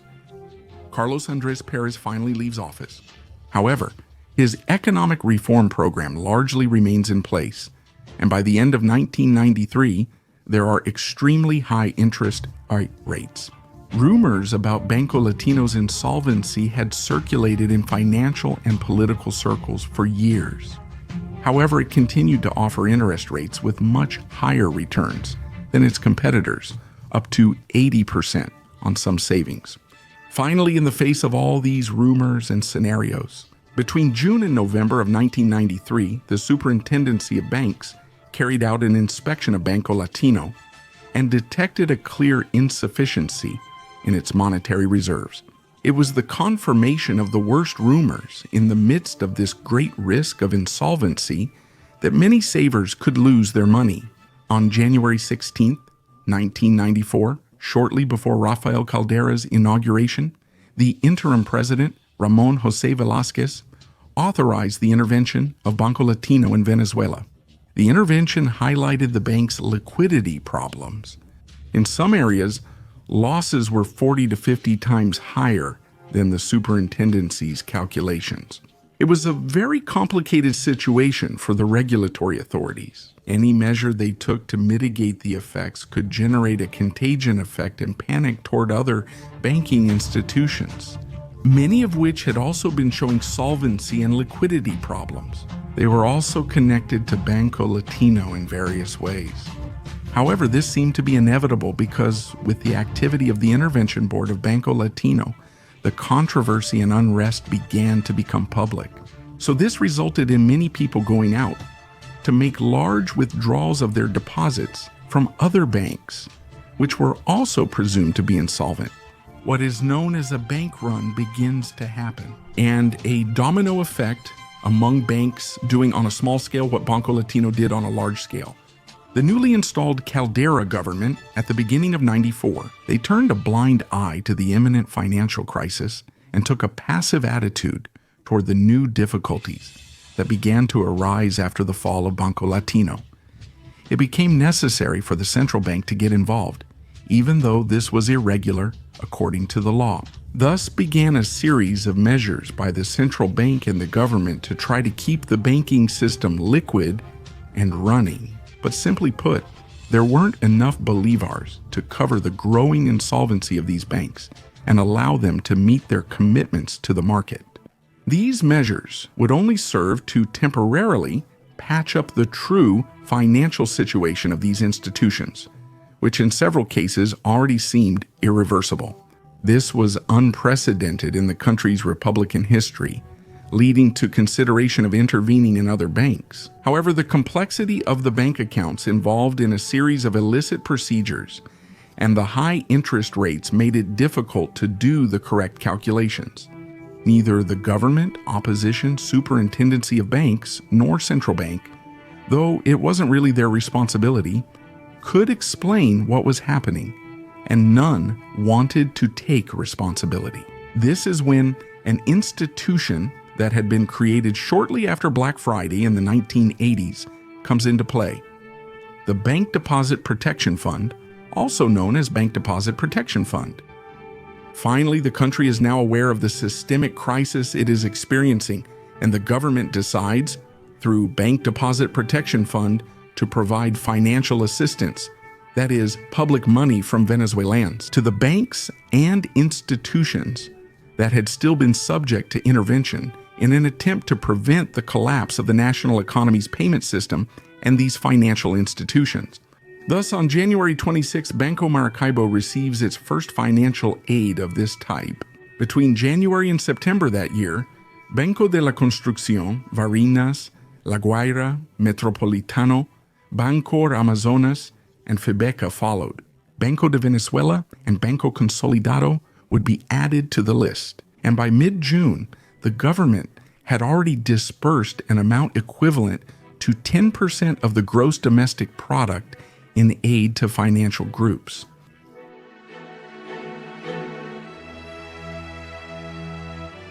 In April of that year, in the midst of the crisis, the first woman president of the central bank in Venezuela, named Ruth de Cryboy, resigned. One day after Ruth de Cryboy left, the bolivar was devalued by 40%, and the dollar soared to 6.75 bolivars. Gustavo Rusin was now chosen by Caldera to negotiate with private bankers for a solution to this crisis, including, among other things, a voluntary reduction of those extremely high interest rates. But many of these public subsidies to the banks would not achieve their purpose, because after the collapse of Banco Latino in January '94 in June, came the agony and death of the banks Maracaibo, Construcción, Varinas, Guaira, Metropolitano, Bancor, Amazonas, and Febeca. In the third round, Venezuelans wake up on August 9, 1994, with the surprise that Banco de Venezuela was also next on the chopping block. A month later, on September 11, Banco Consolidado collapses, and in December, Cuban banker Orlando Castro's Grupo Latinoamericana Progreso Empire falls. On February 1st, 1995, the following year, Banco Italo Venezolano, Banco Profesional, and Banco Principal collapse. The final round saw Banco Union, Banco Empresarial, and Banco Andino collapse between February and August 1994.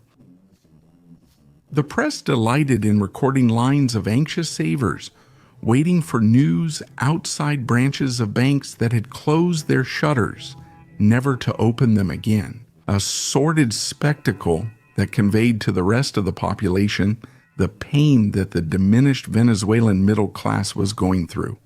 Julio Sosa, the Minister of Finance, had to declare on June 14, 1994, that 8 financial institutions had to close, despite the state's failed attempt to rescue them. Financial institutions in which those 8 entities held 50% of all Venezuelan savings. Those 8 financial institutions held Venezuelan savings. And that in those financial institutions were 50% of Venezuelan savings.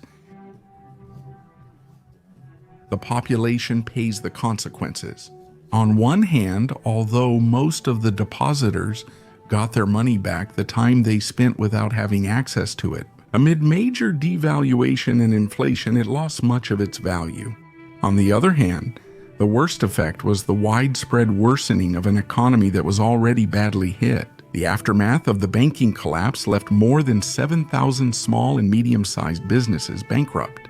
The gross domestic product fell in '94, and in 1996, inflation reached 103%, something never seen before in the country.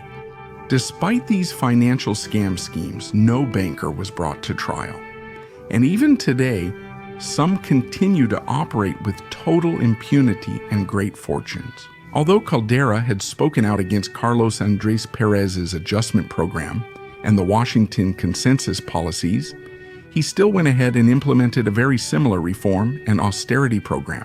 In 1997, he accepted a $7 billion loan from the International Monetary Fund. The ongoing decline in Venezuela's economic and social conditions since the 1980s and the crisis of bipartisan democracy, and tragic episodes like this banking crisis slowly prepare the ground, and the discontent for the rise to power of President Hugo Chavez in 1998 and its subsequent consequences. The banking crisis of '94 was, perhaps, the last inexorable sign of the decline of a system that could not reinvent itself. From the grand declarations of social achievements and the rise of the lower classes during the first stage of democracy, the country has been entering a slippery spiral since the 1970s, a spiral that has only had brief moments of stability since then. But the country is still living with its costs. Thus ended an episode in which bankers with little-known faces, financial operators, and political authorities, either by omission or direct involvement, embezzled the Venezuelan financial system and plunged the banking sector into turmoil for several months. Thank you all very much for watching this video. I remind you that your support means a lot to us by leaving your comments, giving us a like, subscribing to the channel, sharing the video with all your friends, and clicking the bell to activate notifications. This is Reynaldo Jose Carrillo Vilches for the New Encyclopedia. As always, we thank you for all your support and many blessings to everyone.